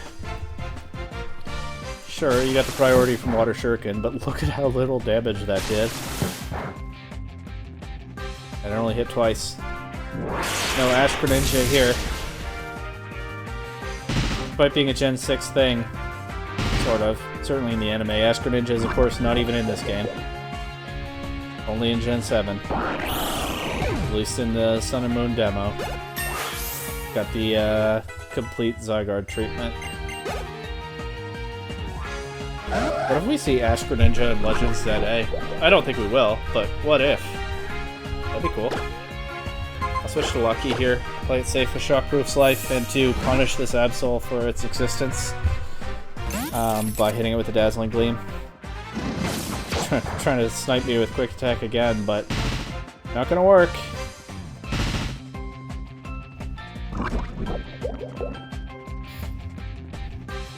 Goodbye. Yeah, that didn't accomplish much. Now you just look silly.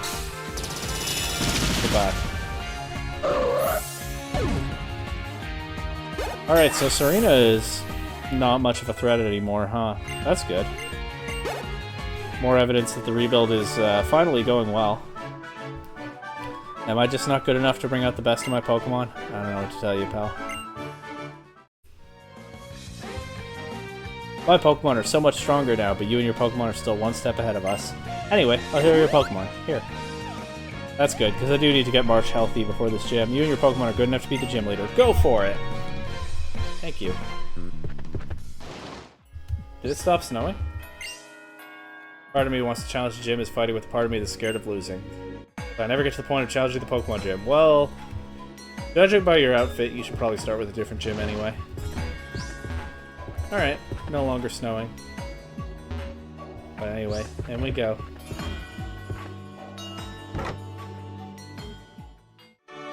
This is my favorite gym design in this game, and I think it's fair to say one of my favorites in the whole series. It's a simple little room. Nothing much to see here. Got some constellation art on the wall. What do you know, Daddy-O? Okay. Waha! This place is a maze inside of a ball. Try getting your head around that one, right? Even if you find your way around, you'll have to watch out for all those psychic types. They've got some crazy powers, am I right? But don't give up and you'll find your way. What is he talking about? What does he mean, a maze? In a ball? Well, if you've never played this game or watched it before, you're in for a treat. Hell yeah! It's pretty simple maze from here with some warps between the different layers, but I don't care. I'm just distracted by the cosmic background every time. I love this gym. Don't be distracted by your surroundings. Easier said than done in here, my friend. Easier said than done. I'll save Night Slash PP by Poison Fanging this Executor, I think. Let's see how much that does. I would like to just... no, Night Slash next turn. Egg Bomb. Funny move. Anyway, I would like to just run through this gym with Marsh if I can. I don't know. Seems like she's still a tiny bit underleveled for it.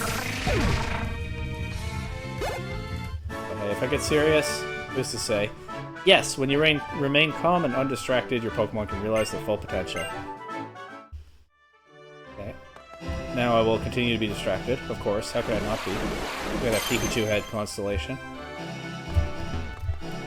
That's a dead end. Killing me. Got like an asteroid floating over there. We can see that the path upward leads to a dead end. So back to the top layer here.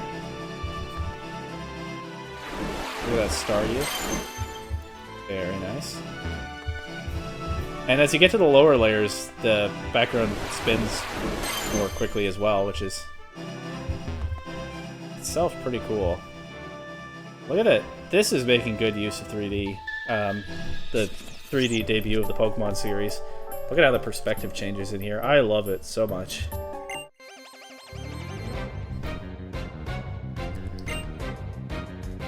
Medicham. Probably want to swap to a fairy type for this. So I guess I'll give Lucky a shot.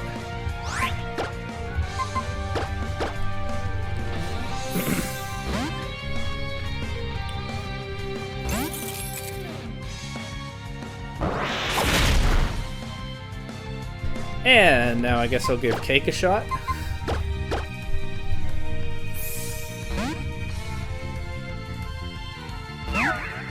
That Medicham definitely has pure power. But so does Cake in a less literal sense.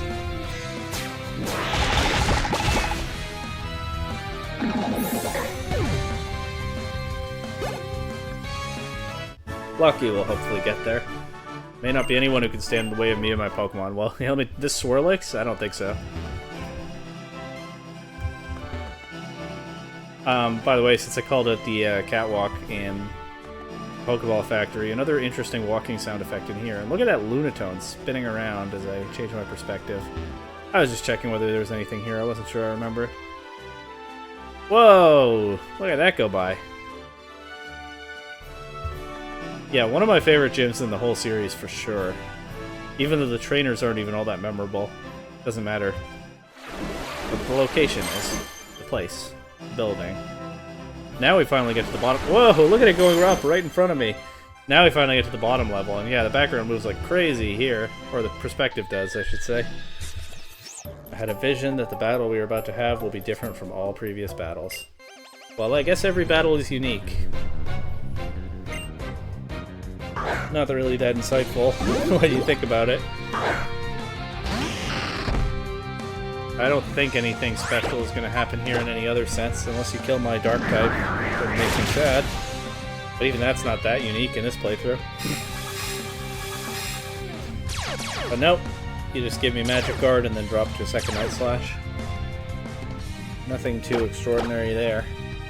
Goodbye.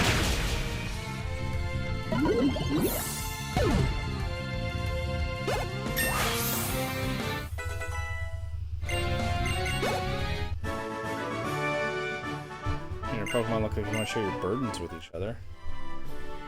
I suppose. Aw, he's joyful. That's nice. You can see we're getting close to the gym leader. Completely optional trainer here, but we fight optional trainers on this channel. Because you can't see it doesn't mean it doesn't exist. I don't know what you're referring to, Arachno. Jinx's Cry never gets old, but now we'll just try to make it cry again with a Night Slash. Yep.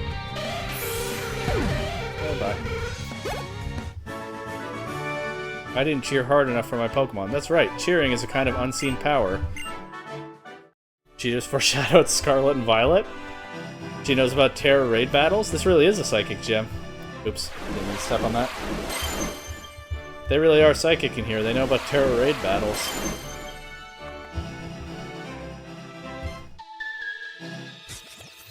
This gym exists only by the power of the cosmos. Okay.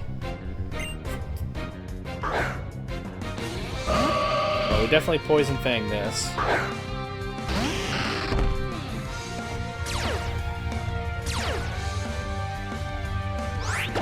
I hope it doesn't crit us ever.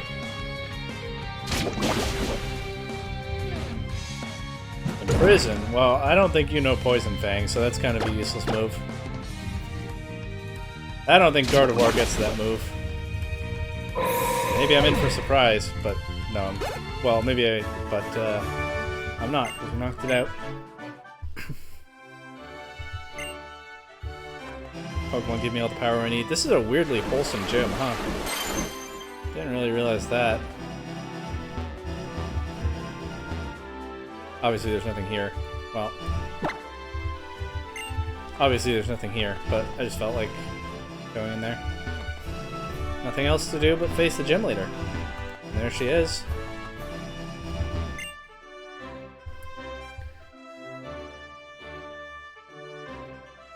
A ritual to decide your fate and future. The battle begins. And she starts levitating and she has a crazy cosmic hate.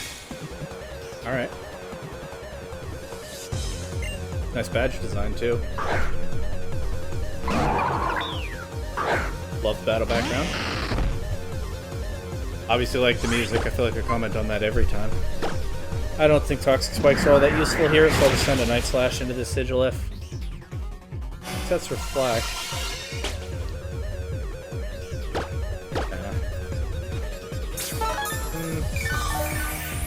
Maybe I'm blowing a chance to set Toxic Spikes, but I feel like I just want to run through this team quickly, if I can. Oh, that Sigilif is going to take another... Alright.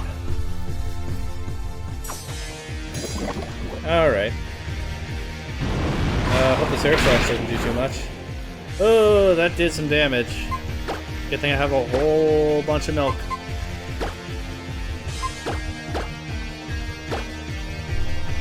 Drink some milk. Get strong. Kids, drink your milk. See? You too can absorb blades of air like they're not even dangerous. Maybe we can take it out with a crit here. No. One shot.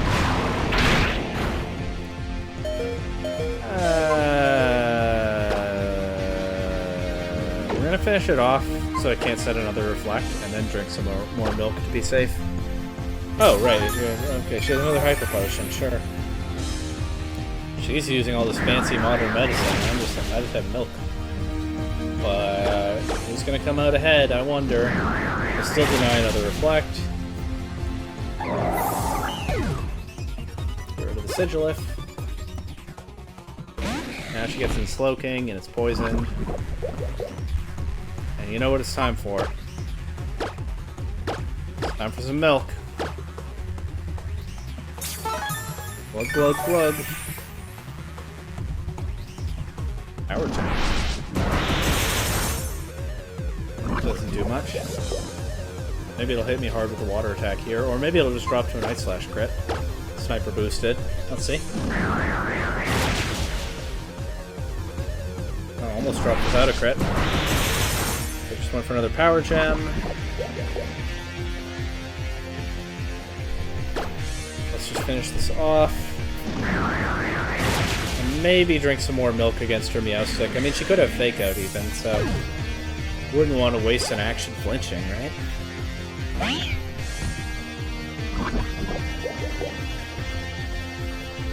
Of course not. Have some more milk, Marsh. Glug, glug, glug.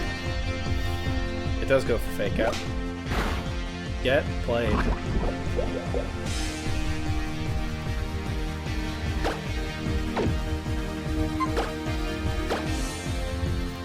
Oh, mind. Oh, yeah, that's her TM. But I don't think that's gonna help you, Olympia. I just have a feeling.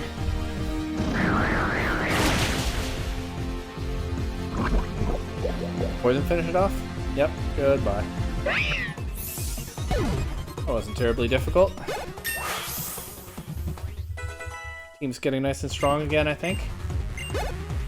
Not super OP, but strong. Create your own path. Let nothing get in your way. Your fate, your future.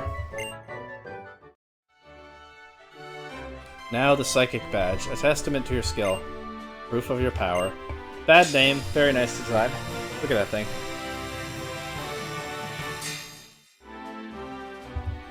A symbol of trust. Level 90 or below. Pokemon obey.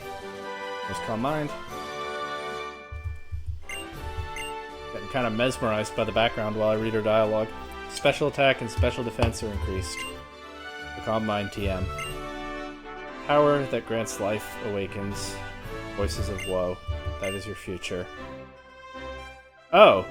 She's predicting the Team Flare stuff. Okay, fair enough. Back from whence you came, you can be transported there. Warp to the entrance? Sure. Farewell. Big teleport. And we're back in this room. And that's where we're gonna save the game. Hang on. I'll move Penny to the front. Let's try to train her next episode. Although Team Flare might be tricky opponents for that. We'll see. Save the game. Now, if you'll humor me, I actually will do a little bit of Googling. I'm curious about what that legendary knowledge guy says if you're playing Y.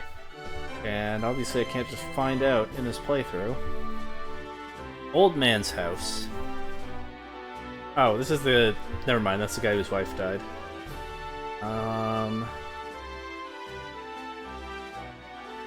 Oh.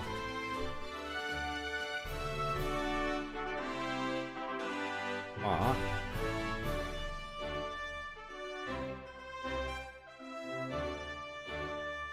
Wow. That's an emotional end to that guy's story. You can look him up on Bulbapedia if you want.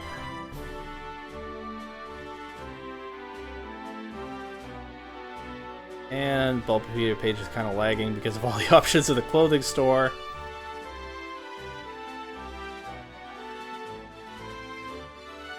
I'm not seeing any mention of the guy who knows stuff. Maybe this is the wrong site to be looking at for that.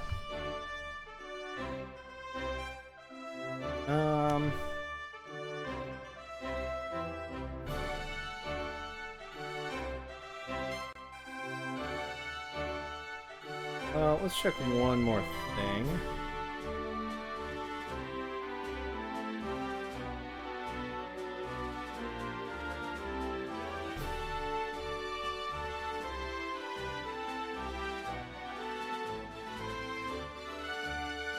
Okay, yeah, Olympia says power that takes life if you're playing Y instead of power that gives life awakens. Makes sense, obviously.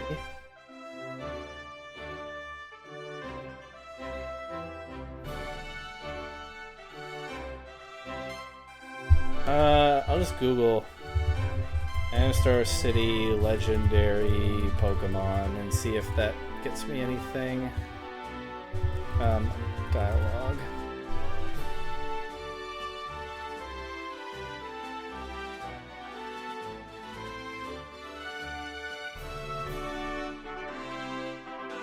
Nah, okay. I don't know what he says and why. That's fine. You can probably kind of imagine. It's probably just like 800 years ago, Yveltal appeared and took life, and stuff died, and it turns into a cocoon. Might be nice to know the details. Maybe I'll find them between episodes. Anyway, I already saved, didn't I? But it's fine. That's it for now. See you next time. Don't forget the question of the day. I'll put it in the description. And yeah, next time things get interesting for sure. But we'll save it for then.